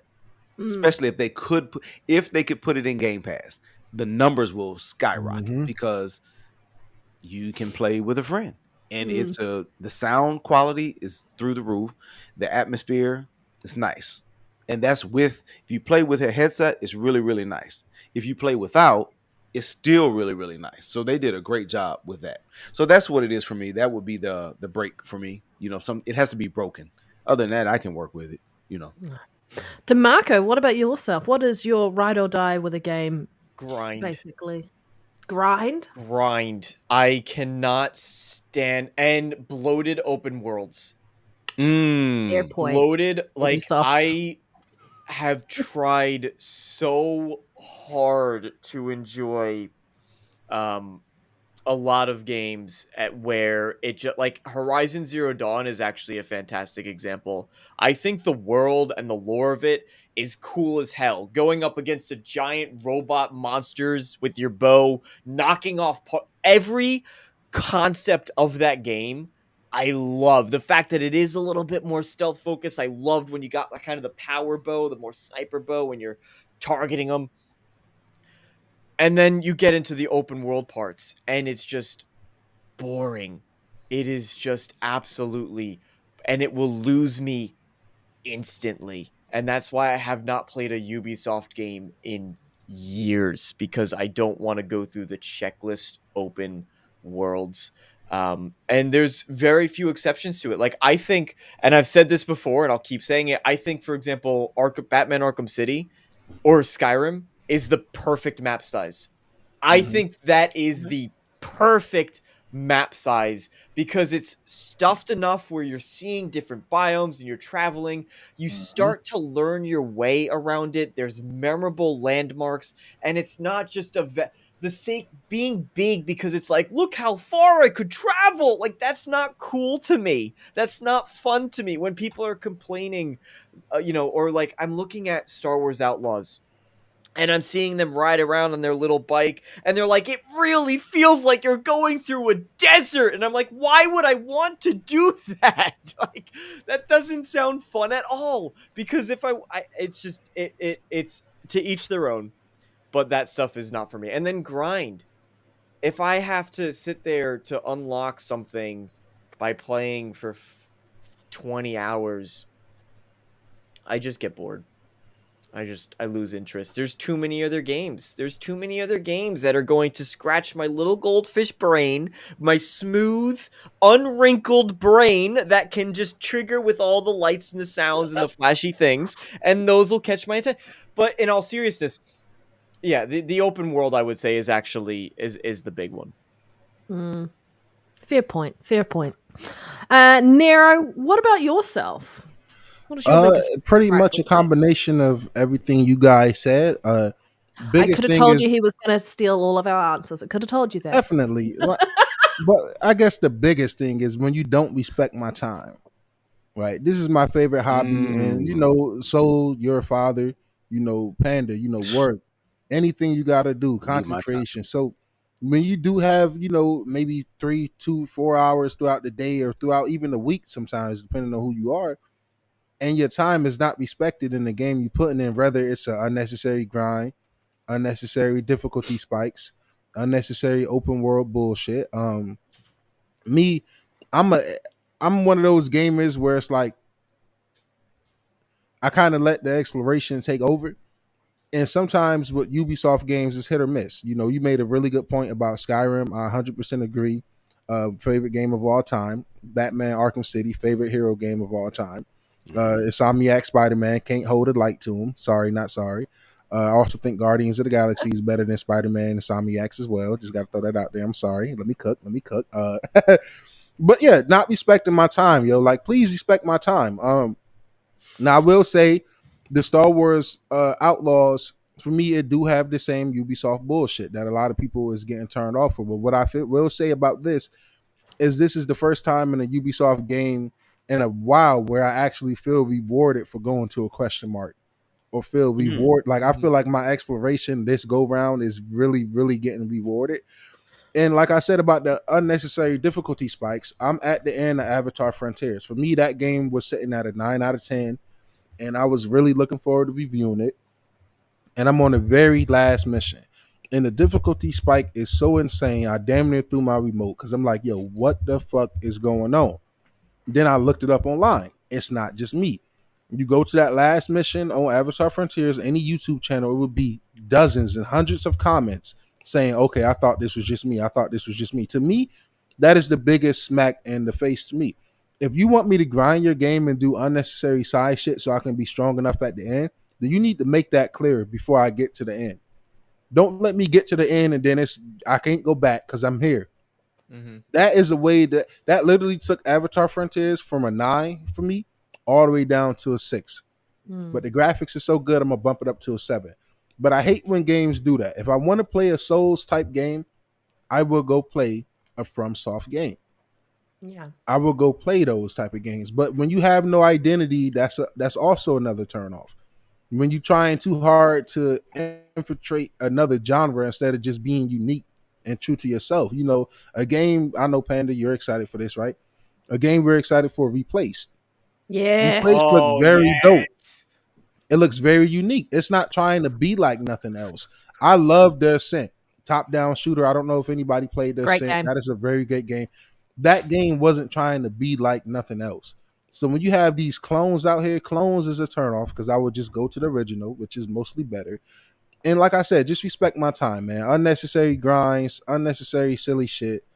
Yo, Grizzly, that happened with the final boss of Dead Island 2. That is a fact because I dealt with the same problem. I beat that though. But that is very annoying. Don't let the whole game be a cakewalk. If you're gonna make a game hard, make this shit hard all the time. Let me know what I'm signing up for. Don't let me go through 30 hours of casual. I can just lean back in my seat and have a good time. And then on the last hour of the game, you throw literally, I call it video gamey shit. Me, Reese, Lyric, we be in parties together. We all call it the same shit. When they do that video gamey ass move where they throw everything you done counted in the game at you at the end just to pad out the last few hours, to me, that's corny, yo. So those is big turnoffs to me. Like I said, unoptimization. And you know that from an indie game, I love indie games. If I play an indie game that's buggy or clunky, you will never hear me complain about it. You won't hear me recording screenshots and recording a $20 horror game that's glitchy, right? I'm not gonna do that. I know what I signed up for. But when you are out here charging $70 day one, $60 day one, and your game is not complete out the box, that is a huge turnoff for me. You know, shout out to Space Marines too. That launched in a really good shape. I'm really happy about that. Shout out to Astrobot, right? That launched in a really good shape. Shout out to Hellblade. It's examples from all the big threes and even third parties alike of games launching in really good states. But then you turn around and you have games that rough launch. They look really rough and they don't perform as well. So just respect people time, respect people money, respect our wallets. You know, if your game is not a $70 game, don't go charge $70 for it. You know what I'm saying? Like that. And that's another reason I hate that Concord flopped the way that it did. You know, as an Xbox guy, I know that sounds crazy, but every week, just about, we're 24. What is this? Episode 25, Panda? 24? 24. We 24 I agree, try hard. I agree, in. try hard. In at least 15 episodes, we've talked about industry layoffs, at least, right? So I'm not sitting here, like, it's fun and jokes, like, you know, Concord, this, that, and the third, but to lose that much money, some heads is going to roll. And, you know, everybody be so sad when these games I mean, these devs. I'm sorry. I loved Hi-Fi Rush. Absolutely loved it. But Xbox guys, y'all did not show up and support this game the way y'all should have. Mm-hmm. PlayStation guys, y'all did not show up and support that game the way y'all should have, because it did get They have been ported over showing there up for a too, lot of their games, which is rather disappointing. which is definitely disappointing. So just respect my time as a developer and respect my wallet, yo. Don't sell me no bullshit, because that'll be a turn off and I won't support you. Okay. Amen. Thank you, Assassin. That was actually great. Yeah. Great conversation. Appreciated you popping that question in the chat for us, for the whole panel to answer. Yeah. Anyone else have anything they want to add before we jump off? And we're going to talk a little bit more about Concord. Okay. Well, we've had a bit of a discussion about Concord. Obviously, it has closed down officially now after 2 weeks of since its release. So, Fireworks Studio has closed those servers. No one can play that game at the moment, and people who were trying to get the platinum aren't going to be able to platinum that game. But basically, what came out as a statement was, while we determine the best path ahead, Concord sales will cease immediately, and we will begin to offer a full refund for all gamers who have purchased the game for PS5 or PC. If you purchased the game for PlayStation 5 from the PlayStation Store or PlayStation Direct, a refund will be issued back to your original payment method. So this game launched at $40. People were refunding it after they played the beta, which the pre-order gave them access to the beta for Concord. And this is the closed beta. People were refunding it after they played the open beta. My initial thought was they would delay the game and then they would maybe launch it next year with a bit more content, and listening to some of the fanfare online about the character models being quite vanilla, etc., etc. But I guess my question is to everybody, do we think that Concord is going to come back later on after they've had a look at it? Or do any of you think that this is the last time we're going to see Concord? Because I know there was some discord in the chat around whether or not going free to play might be a thing. But yeah, I'm gonna throw to DeMarco as our guest. Sorry, I love throwing to our guest first off. Gives you a chance to talk. But what are your thoughts on what the future state of Concord is going to look like, or will it even have a future? Concord is bad, and PlayStation gamers should feel bad, and you should go return your PlayStations. No. I was like, oh, he's cooking. Damn, you stole what I was going to say word for word. Literally. You should just go sell your PlayStations. I can't. No. Astrobot's here now. I think 100% Concord is going to come back free to play. They're going to rework it. They're going to bring it back free to play, in my opinion. Why do you think that? Yeah, what's your reason? It's the phrasing. It's the phrasing of the statement, right? Where they, explicitly said we're going to be taking a close look at, for the best path ahead, right? That doesn't. You could argue that implies they're gonna weigh out whether or not it's worth bringing Concord back.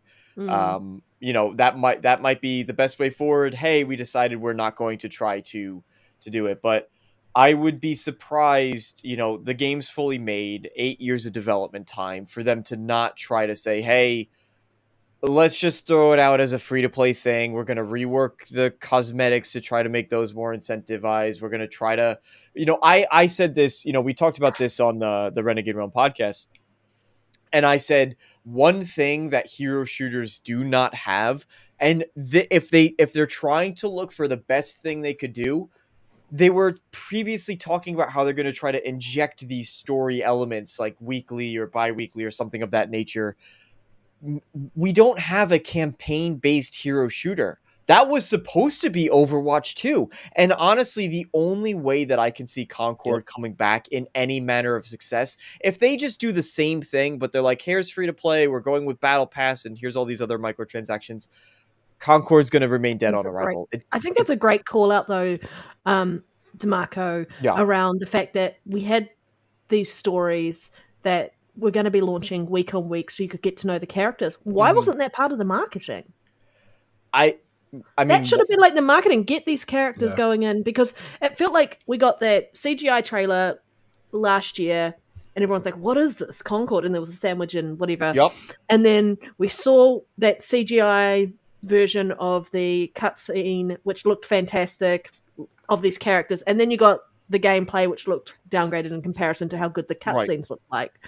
And then that felt like it around before the game launched. Yes, there was the closed beta and the open beta, but like part of your marketing ploy should have been like introducing the characters with a little bit on there, so you kind of got invested or felt intrigued enough to go in and try and play these characters. That's such a good call out, and thank you for calling. I'll be honest. Around. I don't know if my answer. It wouldn't and have again, fixed anything anyway. No, I don't think it would have changed anything. But my honest answer to that is, and obviously we can only speculate, right? Unless somebody goes in, like Jason Schreier goes in and does a deep dive on it. But my honest feeling, my gut instinct says that they didn't even know. Like, they made these characters, but I would be hesitant to believe that they really had enough written about these characters to make something interesting. And their plan was, hey, we're going to address that in our updates. Like, that's when we'll think about it. We'll think about it then. We'll flesh it out then. It's going to be fine. And so they couldn't incorporate it in the marketing. And I think you're 100% right there. If we look at what we saw last year, which was the CGI trailer of the announcement of the game, and then we get the release of the game, it does feel like it was undercooked. Usually when you get a CGI trailer like that, you maybe expect it in like 2 years' time. Yep. So 100% agree on that. Now, Nero, what are your thoughts? Do you think Concord has a chance of coming back like a... why can't I think of the word? A phoenix from the ashes? Or do you think it is just dead in the water and this is the last we're going to see of Concord? Well, for the dev's sake, I really hope it does return. I hope that they get another chance. I've been saying it, like, do Concord look like a good, great game? No. Does it look like a serviceable game that, I mean, think about what Sea of Thieves was day one, right? Yeah. Think about, and like I said, that goes back to me saying they should have, not have gave up on Redfall this quick. Some of these games, it's like, if you're going to spend that much money, that budget, you can't give up that quick. Make the changes. And I'm hoping that this is not them giving up. I'm hoping, like, we say what everybody thinks and hope that they would do. Put it on the shelf, put it in the oven a little more, release it free to play, or at least release it in their, subscription service, and, go from that. I hope it does make a return. I am an Xbox centric gamer. Yeah. But I got love for PlayStation. It's not a PlayStation console I have not owned yet. Besides the P5. So it's not like I want to see them guys fail or anything like that. No, I don't want people to lose their job. And that's why, I do put a lot of the blame on the community as well, only because for years they have been preaching, buy these games. Xbox gamers don't buy games, don't buy, to the point where the average Xbox gamer might feel like they're being bullied, depending on what podcast they tune into or what Twitter account they follow. You can definitely come across like, you getting bullied and boxed into this corner where you gotta feel forced to buy games even if you are a supporter of Game Pass. So I hope it do come back. I feel like if it do come back, Sony need to get over themselves. Sony is always late, right? Xbox went day and date to PC. Sony is slowly trickling in that day and date shit, right? They're putting their games over there. So whereas you have the Xbox community being so short-sighted and ignorant and raging and selling Xboxes and buying PCs every time a game get announced to PlayStation, if you think Sony can sit back and watch Microsoft make millions and millions and millions of dollars off their users from putting games like Sea of Thieves and Grounded on their platform, if you think Sony can just sit back and let 5, 6, 7, 10 years go past without them following suit of what Microsoft is doing as far as putting your games on other platforms, then you're sadly mistaken. Sony is not the $1 trillion company in this situation. They cannot get away with doing this. They are not Nintendo. Nintendo drop a game and their attach rate to sell rate is incredible. It's insane. It's absolutely insane. Microsoft and PlayStation does not have that with their first party games. So when you look at the console industry that's not growing, right, it's pretty stagnant. Everybody who won a PS5 or Xbox pretty much have one, unless you see substantial price cuts or something like GTA 6 when it come out next year, that is what's going to boost up console sales. So when your sales is stagnant and you're not making money off of your old route, you have to put your games on as many screens as possible. Yeah. I say all that to say that I think Concord should go to every platform. Sorry, not sorry. I think it should be free to play. I think you should put it on Xbox and make it free to play because you never know. You might have people that play Overwatch every single day, but they might be tired of that shit. A lot of people that play certain games want competition to the games they love because the Overwatch community starts to feel disrespected. I'm an Apex Legends player. Apex need competition.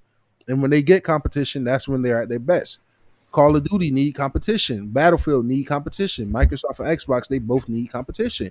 Yeah. I say all that to say if Concord come to Xbox for free to play, you damn right I'll play it. I give it a chance. You know, I'm a gamer at the end of the day, but you got to put your games in front of as many screens as possible, and you have to read the room. You know, a lot of people, the reason I was disappointed in Sony is because, you know, when this generation first launched, they was one of the front runners for increasing the game prices to $70. And I didn't have a problem with them increasing the price. It was the timing. We're in the middle of a pandemic. People are losing their jobs. Factories and everything is closing down. If you're not a healthcare worker or emergency worker, a lot of the times people were sitting on the couch.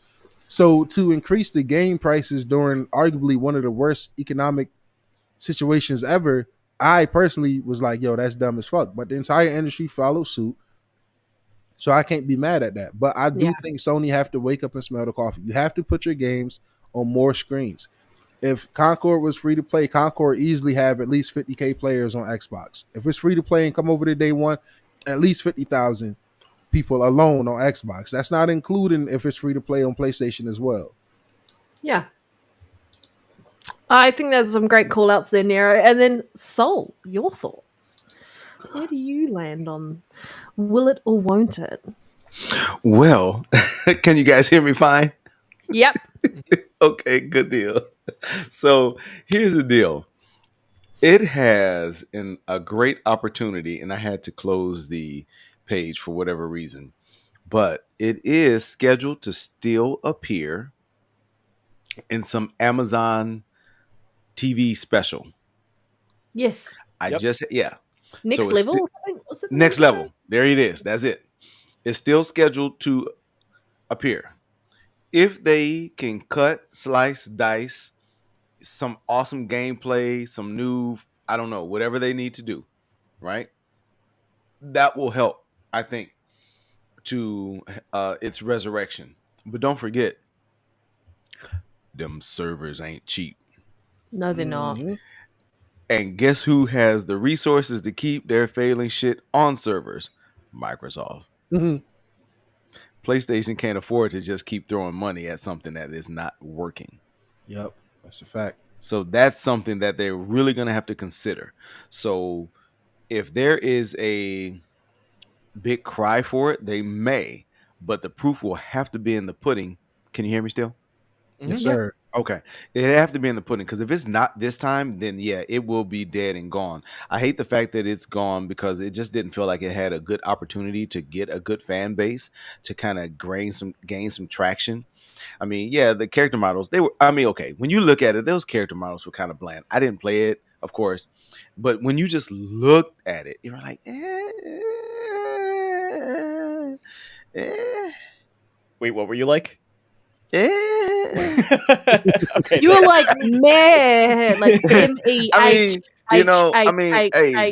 Look, it's kind of like, hey, everybody in here loves you get to the Dollar General or whatever, little dollar store you have in your neck of the woods. We've all gone there, and we use it quite frequently. But those character models, though, it was the knockoff of the knockoff of the knockoff. And they didn't even look like knockoffs. They just looked like, here's Stella from down the street. My mama grew up with her. That's my grand. It's just like, So it had no appeal. It had no jazz. It had no azoosh. It had none of that. You know, my man was sprinkling stuff. They didn't sprinkle anything on that game, and so it just kind of paid the price for it. I hope it does kind of come back. If they do need to open it up, drop the price tag, open it up to all platforms, put it on the Switch, put it on PC. Put it on Xbox. Hey, you put it on Xbox. You put that shit in the Game Pass. Those numbers will go up because guess what? People will try it. Now, how long it stays there? You got to have something to keep them there. You better give them some nice skins. You need to do something. But I do the think skins were just I know, but they got to go back. They got to go back to the well. They got to do something. So what the thing is, okay, I like what Lyric is saying right there, but they got to go back to the drawing board and they have to give something because I think if they would have given you that good narrative that they were talking about, maybe, but I think people just didn't buy into it, and it's going to be an uphill battle. So I'm hoping for the best for that game. Seemed like it has some potential, but I have I don't know. I don't have much to say about Concord. I mean, it's very divided. Like some of the community thinks that the game's dead and gone forever, and then I think the Amazon thing might help. Yeah, some of the community thinks that the game is definitely coming back. I'm of the mindset of the way that the statement that they put out, that it is inclined that we should expect to see it in one shape or another later on. Mm-hmm. And there's definitely a lot of changes they need to make because it was a $200 million investment, right?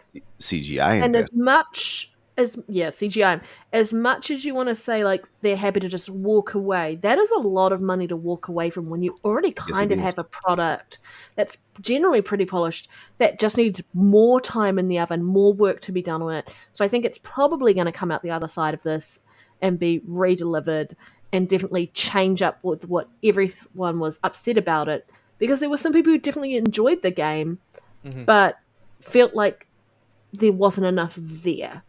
But Panda, there was more to it, and it was an 8-year dev cycle. So that's where I was going. Do you think after 8 years they're like, you know what, this ain't working? I mean, after you've already spent $200 million, I think they have to, because like, how much did they spend to acquire Insomniac? It was like $220 million for an acquisition of that studio that's actually delivering good content and better return on investment. But I think it was just left out to die. And we've heard this conversation with Microsoft not marketing their games, but this game I feel like was poorly marketed. And I want to really stress this. I was watching the TVNZ Plus in New Zealand, which is like our free broadcast option and stream stuff, and I saw an Astro Bot trailer. And I haven't seen any random PlayStation marketing in a very long time, because in my opinion, they haven't really had anything to market. And I was like, oh, so this is what happens when they market a game, right? And it was just very different contrast to that, but it did feel like it was rushed. So I do think it's coming back in one shape or form. Whether or not it's going to look anything like it does now, another story. But yeah. That's my opinion. Nero, do you want to read out Assassin's super chat? Yes. The day PlayStation announced day one PC first party, I'm hopping in with DeMarco. By the time Nintendo talks about PC, our grandkids will be grandparents. That is a fact. Nintendo is not doing that shit anytime soon. And I also agree. Come on, Assassin. There's room. There's room. You can scooch right here. I got space for you. But he can't though, because you're on camera, and he won't go on cam yet. He won't. He not for now. We'll get him. There. We'll break him. Yeah, he'll end up on an only cams site. Only cams. Hey Panda, trademark that, yo. Yeah, only cams. We've talked about a few different things, but I think a really good thing is sort of, we're talking about PlayStation IP right now, is the CFO Hiroki Totoki actually made a statement around PlayStation IP, and he was talking about anime and talking about games and also talking about movies. And so this statement is across all three of those can't even think of The it, but entertainment medium. yeah, mediums. Thank you. That's the exact word I was after. And so it was quite an interesting take, and I think there's been a few people talking about it online, but I'm going to read a little bit of the statement out. So he said, whether it's for games, film, or anime, we don't have that much IP that we've fostered from the beginning. We're lacking the early phase of IP, and that's an issue for us. He also added that Sony as a whole has been better at finding new audiences for existing popular IPs and thinks that the company won't grow without creating content from scratch for higher returns. There's a lot to unpack in there, and I think we're all going to take it from the lens of the gaming side of things, but who does anyone want to lead off before I pick at random? Soul, jump in. Yeah. All right, Do all a right, little all right, all right. dance. Yeah, hey, yeah. Hey, shout out to Mav in the chat. I see you, baby. You know, down here with that D-Town boogie. Let's go. All right, now, so I'm going to start with this from this point here with Hiroki Toki and everything else. And it goes back to Astro bots, right? This is from an article from Kotaku, of all places.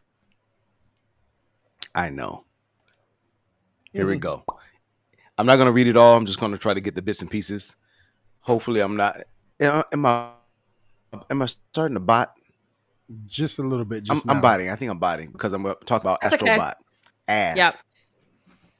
Okay. Well, let me just keep going. Okay, here we go. So,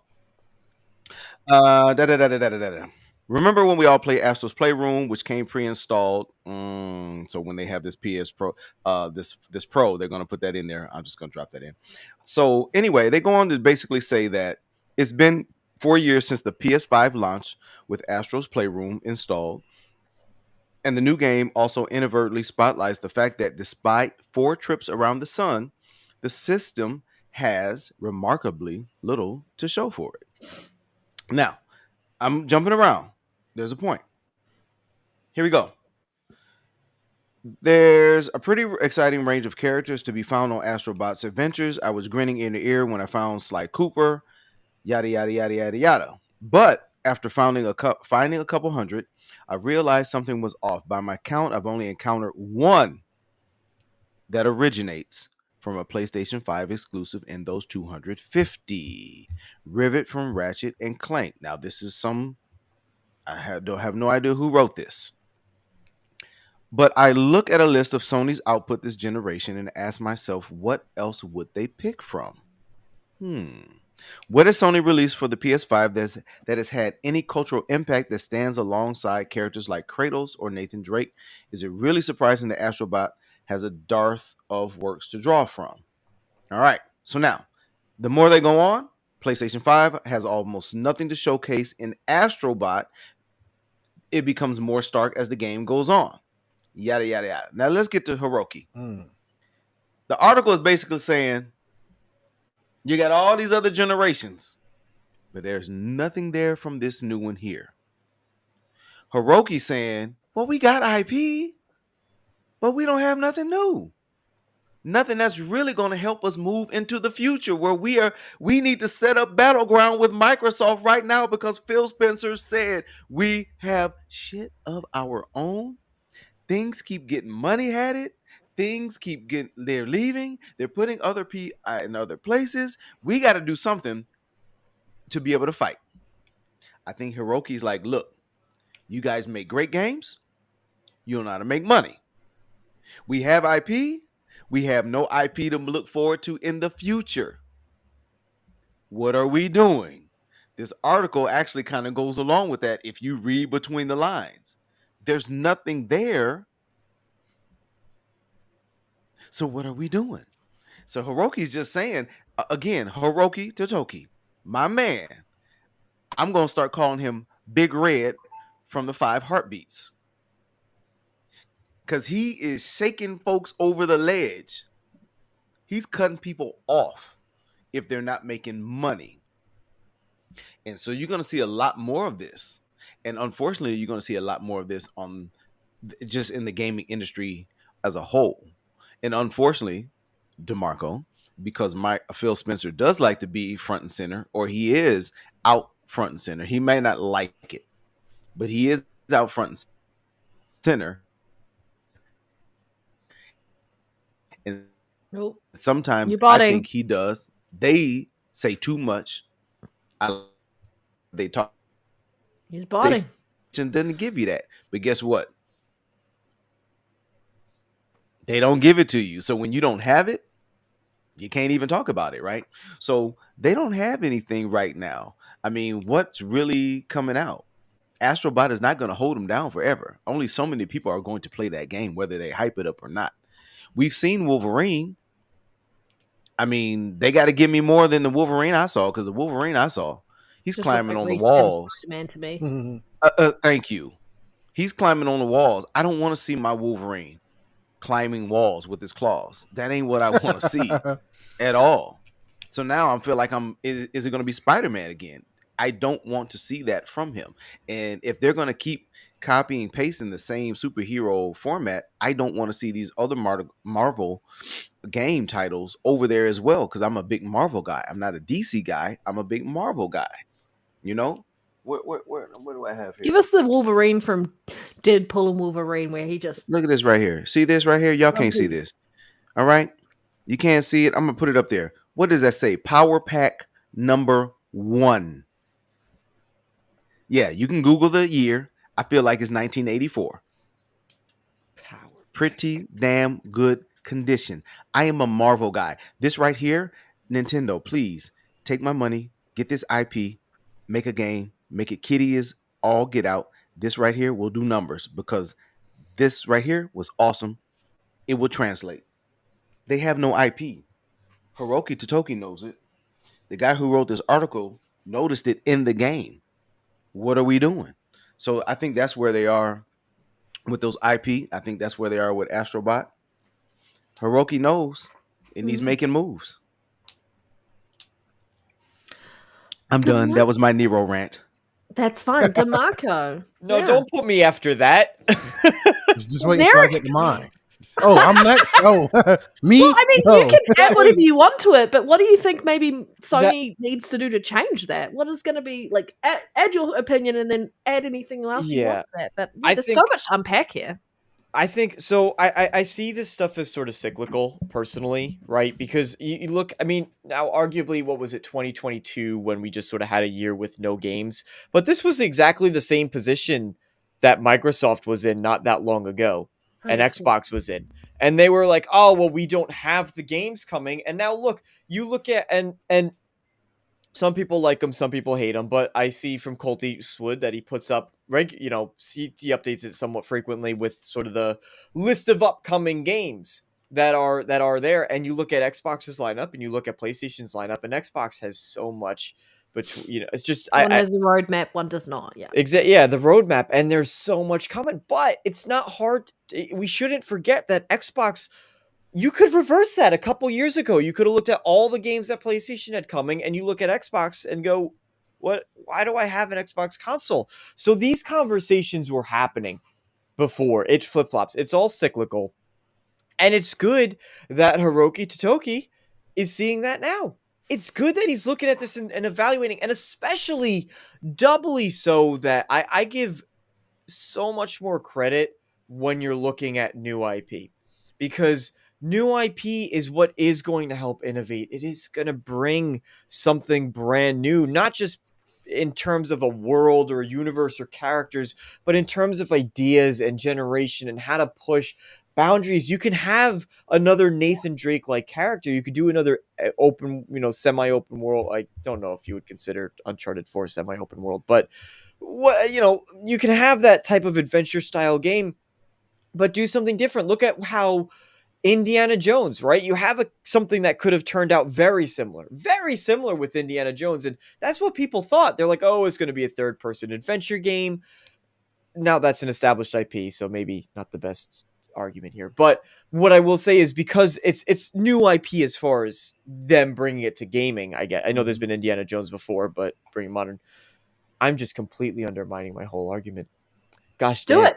You're fine. Have an argument Anyway, with so Indiana I do love it every Jones, day, my guy. I do Love it every day. they're bringing it into a modern space, right? When was the last time we saw an Indiana Jones game? So you could have had a third person action adventure title, but I love the way that they're blending the first and third person. I love the way that they're leaning more into the stealth elements. I love the way that they're going heavy on the melee combat, that it's not just a shooter. So they're trying to do these elements that puzzle are elements, unique, eh? and that's enabled by it's enabled plus when you're bringing it with a new IP. So I respect that. I appreciate that. I think in a couple years we're going to be talking the conversation exactly about how Sony's killing it with new first party IPs. And I'm excited to have that conversation. I'm excited to be talking in that position. Obviously they're not there now, right? Astrobot really did prove that. That's an interesting article. I mean, So Crash was in the game, and Crash isn't even their IP anymore. I mean, there it's not associated with Yeah. them anymore. So I'm excited when this conversation will inevitably turn around, which it will. It absolutely will. Damn it, Marco. I was botting over here. I don't know what happened. And I had to get out and I missed all of whatever you said. And I said your take was incredible. I bet it was beautiful. That it was you nailed it, and nobody could add any better Yeah, comments. we're ending the show now. Yeah, we've got nothing else No. to say after that. Now, I refuse to believe that. I would love to believe that, but no, sir. No, sir. But damn it, I missed it. I'll have to watch the playback to see what happened. Oh my gosh. But it sounded like it was good. Damn it. It was very Yeah. smart. Very smart. day. Take it from Articulated me. himself. Unbiased. It was so eloquent. Yeah. Nero, yeah. What about yourself? Well. This is just find it funny that when they come out and say what I've been saying all year, all generation, I've literally been saying this since the inception of this podcast, man. Like literally. Sorry about that. But I've been saying this nonstop, man. They have no IPs. And I don't know why this would be surprising anybody. They've literally been remaking and remastering games all fucking generation. A game and company, studio, or publisher that has plenty of good games and IPs to work with will not feel the need to constantly remaster and remake things. I also feel like Sony is out of touch with themselves. Like Lyric just pointed out, where's the Infamous? Where's Resistance? Where is Killzone? Where is Sly Cooper? Where is Twisted Metal?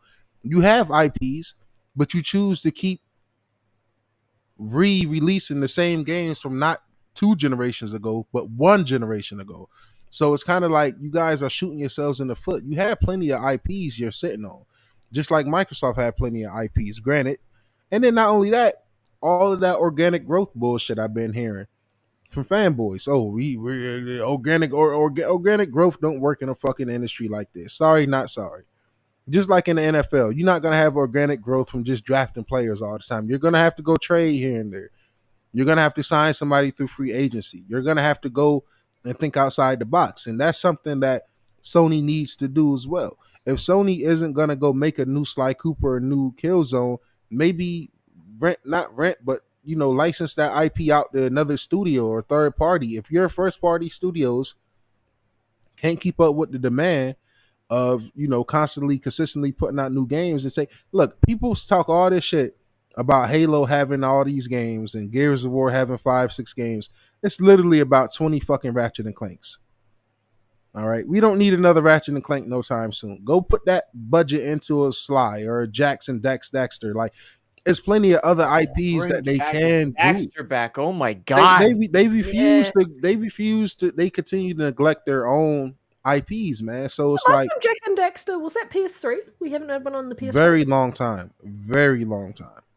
very long time. And I agree with Lyric and Tryhard. I always thought Jackson Dexter was better than Ratchet and Clank. I'm actually one of those guys that think Ratchet and Clank is very fucking overrated, man. I think it's very overrated. I always associated Jack and Dexter more with PlayStation than I ever did with Ratchet and Clank. I don't know. They're just the association was always there more for Jack and Dexter. Yeah. Sorry, Nero. Continue. Didn't mean to cut you off. You still there? No? You Okay. cut him My off bad, the yo. last Phone time. call.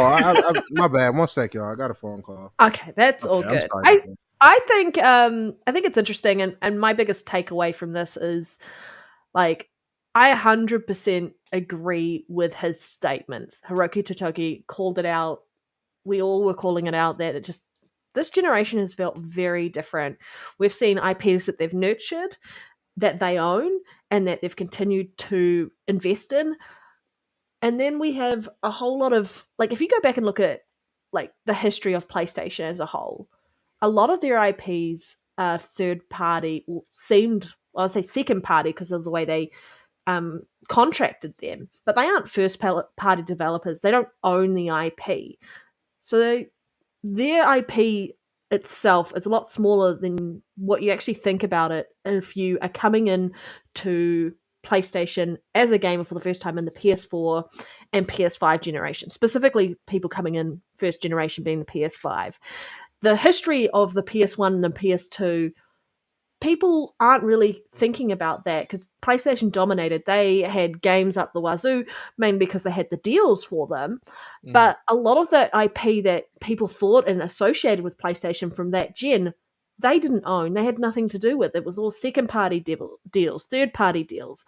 And we're still seeing that has been what has gotten them through, even to now, with the third party and second party deals that they've been doing with IP. And so I agree 100%. They're lacking IP, and they're definitely lacking something for this current generation to make it stand out and go, I need to buy a PlayStation 5. Astrobot is a great game. I played it, and I think it is a fantastic game. It's a great way to show off what the controller can do, but it doesn't feel like it's one of those big column type IPs that are going to majorly change how people feel about PlayStation, or I'm going to go buy this game to get a PlayStation. I mean, it's a great game. It's quirky, it's fun, it doesn't take itself so seriously. And if you're playing those bigger titles, this is a great game to kind of jump back into and just have a bit of fun with your friends and do some of the trials and see you can get better times and so on and so forth. But a lot of the IPs for the little bots in Astrobot's new game aren't all PlayStation IPs, right? They No, don't they're own not. all of those IPs. And I think it's No, they just, don't. if they get new IPs and they foster new IPs, they can shift that over to any of their other mediums that they want to deliver on. Whether that they put that into anime, whether that they put that into film, and by film I mean TV shows, because I think TV shows are far superior to movies at this point because you can really not kind of like cut stories off at the knees. I feel like sometimes that's what happens and kind of expand the story. Like Arcane is such a good fucking show pulled away from League of Legends. Like fan fucking tastic. And I think that's what they need to do. I also think if they're fostering IPs that they own that are first party in that regard, they have better chances of not having to negotiate deals around how much you have to be able to pay Disney and such in order how many titles you have to sell in order to be solvent and stay in the black. They won't have to negotiate that like they normally would because they own the IP. There's no royalties that they have to pay on it or anything like that. It'll be a lot easier for them to start making bank if they foster IPs for themselves. That's my opinion on this whole take of everything there. Yeah. Hey, I love your take on it. We're gonna see. They need to do something. They need to do something. They need to do something. I definitely agree with you guys. I'm trying to get some things straightened out over here. Having no idea what's going on, so excuse me, guys, if I get off screen for a second or something. But I did see though that there is a possible rumor here. Well, I shouldn't say possible rumor. There's a rumor that GTA 6, it might get a delay into 2026 because it's not meeting the standards of Rockstar. Now, could be true. Now, if it is delayed, I would like to say that since it's maybe not going to PC, maybe, just maybe, that it's delayed because Xbox and PlayStation are going to drop something new and they got to have something to drop it on, especially if it's supposed to be next gen only. Just a thought. Just a thought.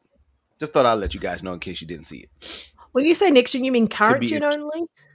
It's not coming out on last gen Well, system? I mean, they so I'm thinking if Microsoft is supposed to be dropping like a new handheld or some kind of new technological jump or something, maybe they're waiting on that. Maybe they're waiting on the Pro. Maybe they're waiting on a 6. I don't know. Maybe it is if it's getting delayed. If it's getting delayed, maybe it is just, hey, we don't like what we see right now for everything that's going on. We're gonna push that shit back because when we put it out, it's got to come out, top notch. We don't want all these day one patches, all this other stuff. So maybe it could be that. But I like to speculate a little bit, and maybe there's another reason, and it's because of the console makers here. Who knows? But just in case you guys hadn't seen that, I just want to let you know. Yes. I think I Spicy. saw a rumor about that, and I think I saw a rumor about PlayStation having the marketing rights, and they probably do, but we don't know until the game releases, or I mean, more announcements come for the game. I think there's a high likelihood that it's going to be delayed.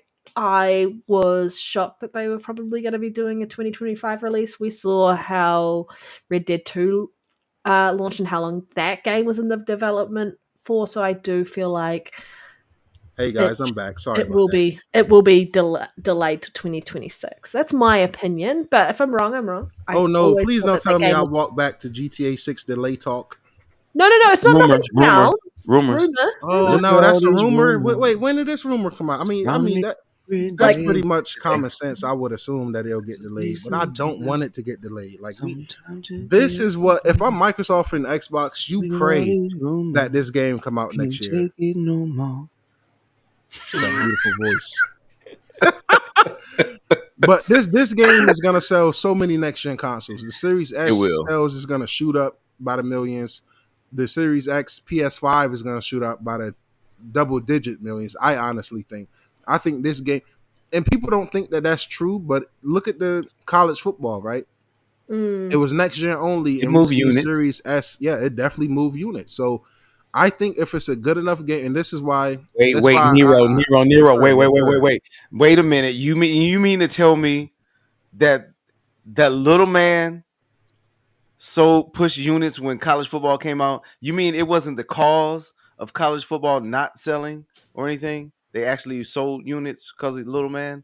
The development must have been on point enough to sell. The game ran so good over there. No complaints from anybody that Because I hurt my ankle earlier today, and damn it, that Series S.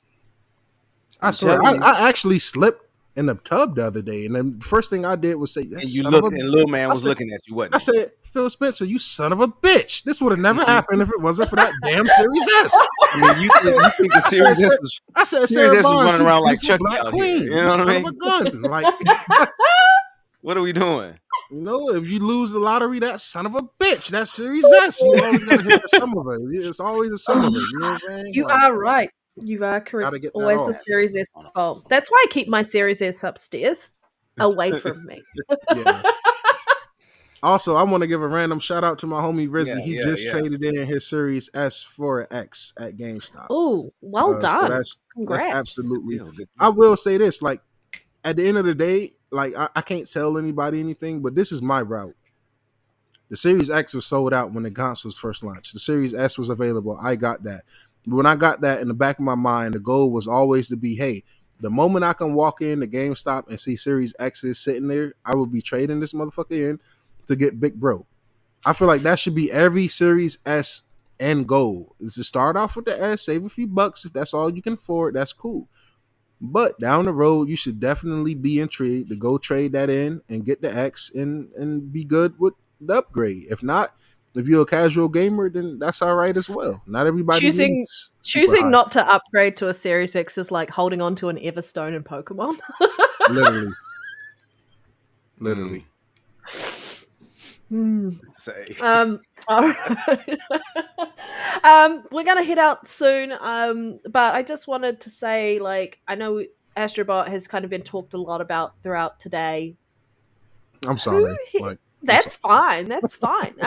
But there is a lot of rumblings going on as a Game of the Year contender at this point.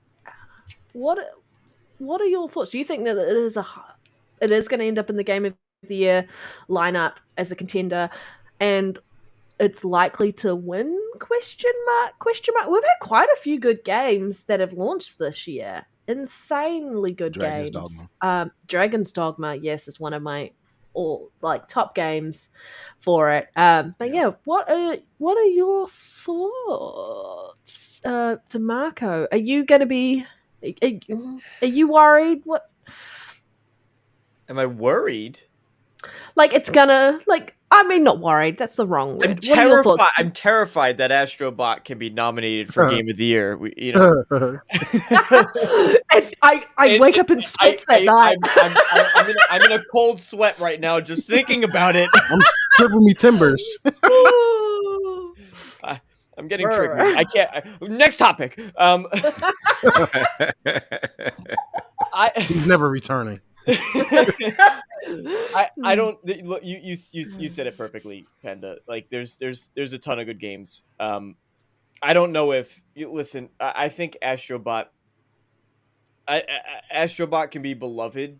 It can be really like close to the chest for a lot of people because and I know a ton of folks who are insanely excited because they actually want that platformer part of it, right? And what is it? I think I saw somewhere that I was reading that people were excited to have like a platformer on PlayStation the same way. I don't know. Were we talking about this earlier? Was it on this show? Probably. It has been a show. I've been it has been a show. Feels like we've been going for 2 weeks. Oh, and I think I feel like that was brought up, and I feel like I've known you all for 2 weeks. There you go. That's been brought up. But I mean, we've seen your chest and your chest hair as well. I mean, hey. There it is. I'm still waiting for that super chat. We've seen Soul on that mic. Like, it's been a show. It's been a show. Yo, chat, y'all tripping. DeMarco said he'll get naked right now for $100 super chat. Y'all not going to take him off on that? I didn't say $100. I didn't say $100. He said he'd do something I know his worth. He don't even know his own worth. This is worth more than $100, okay, baby. Okay. More. Okay. My bad. I thought she was going to go lower. I was going to say, no, don't do that. No, go higher. More than $100. But 40 is indeed the going rate. I love it. But what is it? So I know a lot of people are excited about Astrobot, but there's so many great games. I think even like just looking at the early, and I know that I think it's out currently for if you bought the deluxe edition, for Warhammer Space Marine, yes. which I'm insanely that is like my I'm so excited for Space Marine 2, but it's only cans. This is an only cams. Right, that was a show too. But yeah, I don't know, as great as a game as it can be, I just don't know if there's a place for it for Game of the Year this year. Unfortunately. That doesn't mean it's not good. Doesn't mean it's not great.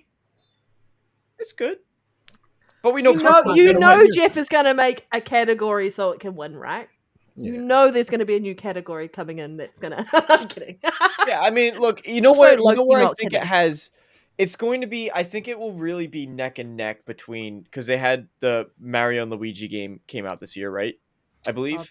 Or it's coming out this year, yeah. Or it's coming out this year. So I think... The Brothership. Game, yeah. Well, so I think it's actually going to be a really tight competition between something like Astrobot and Mario, because Nintendo always gets a leg in that family-friendly category.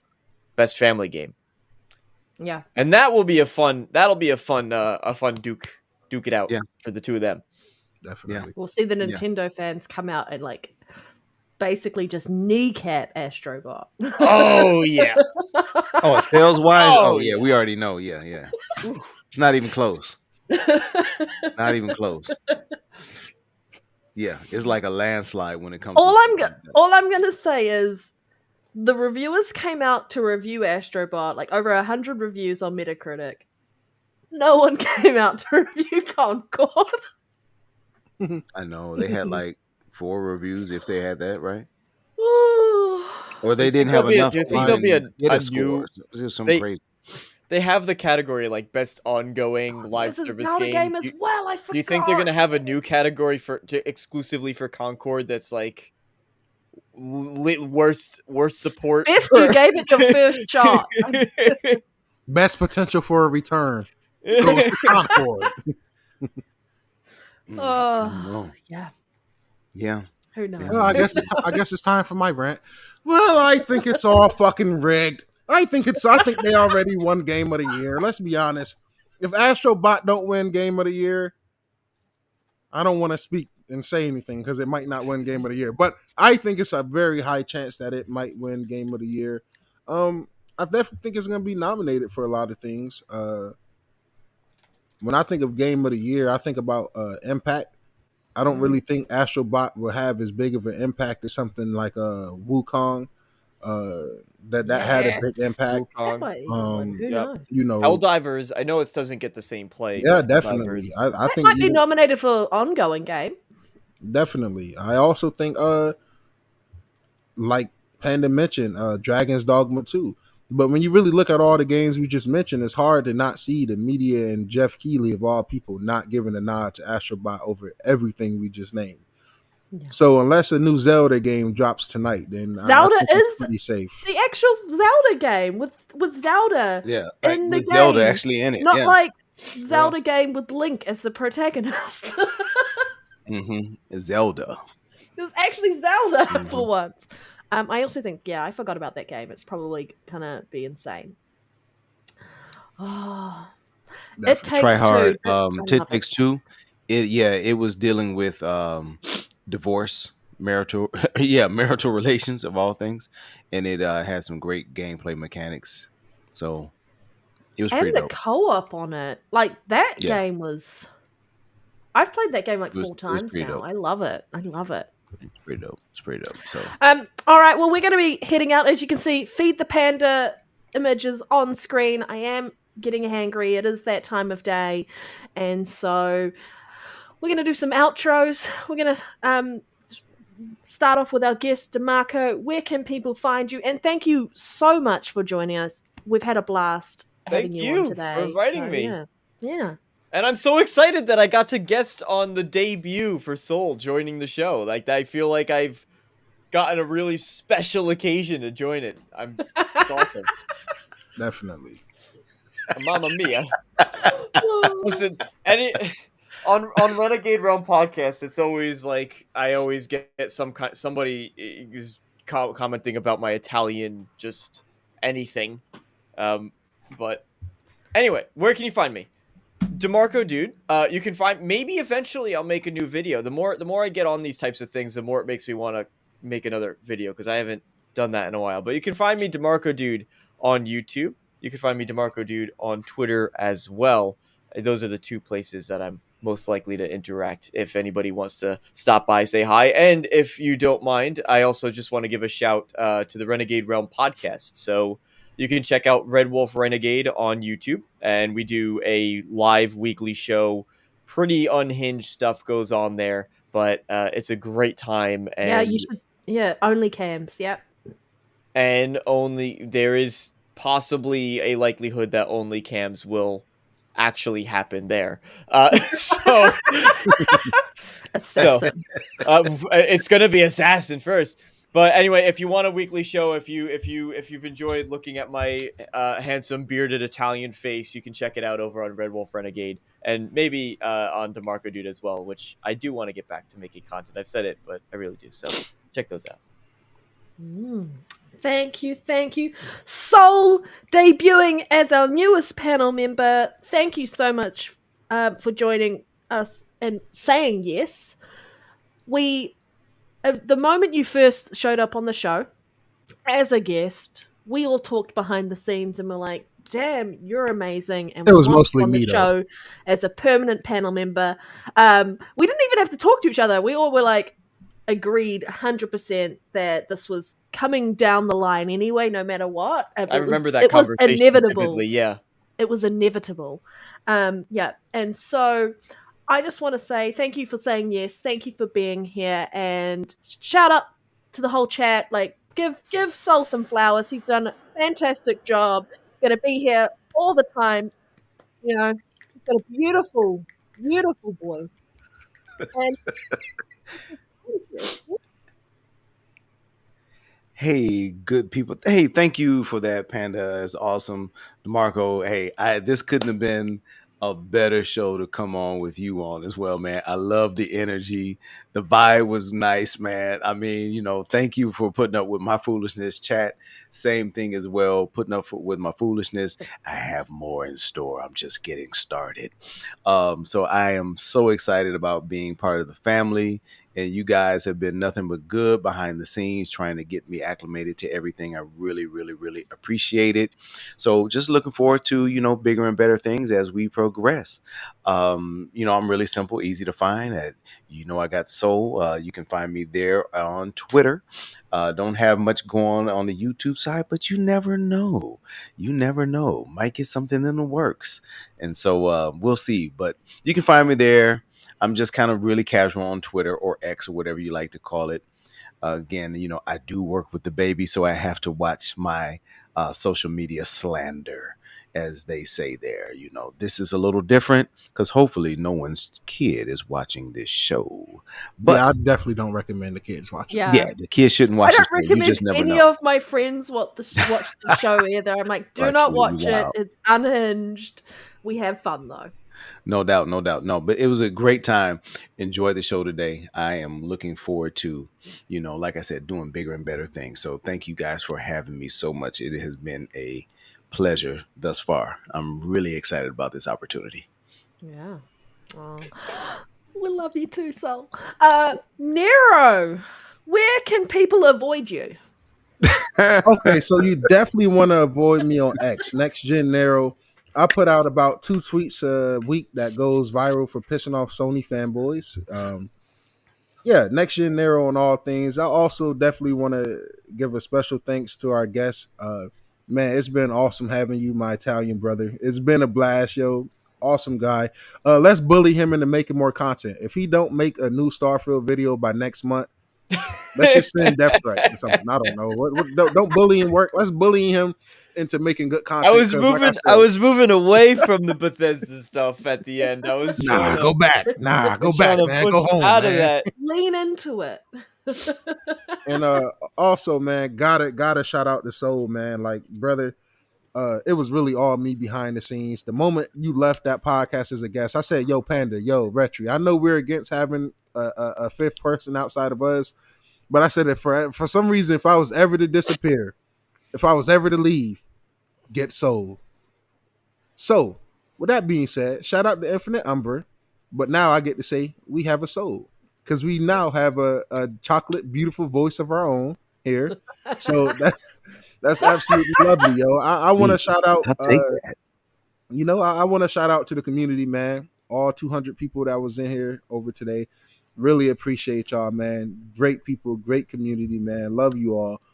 And also, I guess since I'm in a good mood, I want to give Panda her flowers. She's kind of sort of the best co-host a guy could ask for, I guess. Like, she's awesome. She makes all of this possible behind the scenes. It's mostly me, but it's also mostly her, but really me, but her at the same time. So I just want to say love you all, yo. Panda said we're going to be playing Black Ops 6. So Yes, I'm going to go put a pot of coffee on and I will be around. If you're in the community Discord, feel free to come through, chat with us after the podcast, even if you don't play Call of Duty like Soul. Some people get ran off like Lyric. Is the link in the description on YouTube? If it's not, DM me and any of us, literally any of us, send you DM me, a Soul, or link, we would definitely send you the link. And shout out to the Twitter. Shout out to the Twitter homies, man. We finally got that link back up. I had to call Elon Musk, had to get some things going. Actually, 110 of our viewers right now is from Twitter, yo. So shout out to the Twitter community.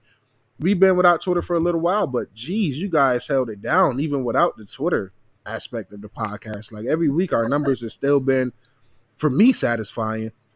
I know Panda usually shoot for 10K views an episode, but me, I just try to be realistic and humble. So yeah, man, Next Gen Nero on all platforms. Go give me a sub on my personal YouTube. Sub to this YouTube if you haven't already. Go please show DeMarco some fucking love, man. Great channel, bro. I hope you. Thank you. And last thing, I'm Mr. Rant, Mr. Keep Talking. I'm sorry, but as a content creator, yo, we have these stretches where sometimes you just feel lost. And sometimes you just don't know what your next video is going to be, what your next topic, where's your next direction. And I just want to say to everybody, it's okay. Take your time, take a week off, take a month off. People who support you will support you for life and not just for a temporary spell. So take all the time you need, brother. I'm a fan of your channel. Like I said, I went to subscribe today and realized I was already subscribed. And I've never talked to you before in my life until today. So that should let you know right now you got a really dope channel, bro. And I hope that means as much as it means for me to let you know, like, you got a really good channel, bro. Take your time. I'm subscribed. I'll be there for every video, man. I'm gonna cry. Yeah, that was the goal, man. That was the goal. That was the goal, man. Success. I just want to say thank you to the whole chat. Thank you to my co-host Nero, Soul, new panel member, and DeMarco for being a fantastic guest this week. We've had a great show as per usual, messy as per usual. Fuck you to fuck you just because I can. Yeah, fuck you. And yeah, we will be playing some Black Ops 6. Actually, no, shout out to show. Fark You. Me and Fark You carried everybody the other night. Literally, me and Fark You had like 60 kills each the other night in TDM. They don't even go up to that many kills, but somehow we had that many. Like, we literally carried everyone. So yeah, shout out to Fark You. Back me up in the chat, man. Like, I just want to say a big shout out to everyone anyway. You can find me on here every week. You can find me on Twitter. You can find me on Xbox or Dead Panda. And please hit that like button. Again, if we don't get to 50 likes, Nero is going to slide into my DMs and nobody wants that. Definitely. Yeah, protect me. Listen, it'd be a bunch of unsolicited feet pics. Yes. Non-stop. I put my coffee mug and my controller right by my feet and just send it. And that's when I reply back going, I wish I had only cams. But thank you again. We'll be back next week. Have a great rest of your day. Jump on, play some Xbox or PC, however you want to game. But take care of yourselves and we'll see you next week. Bye.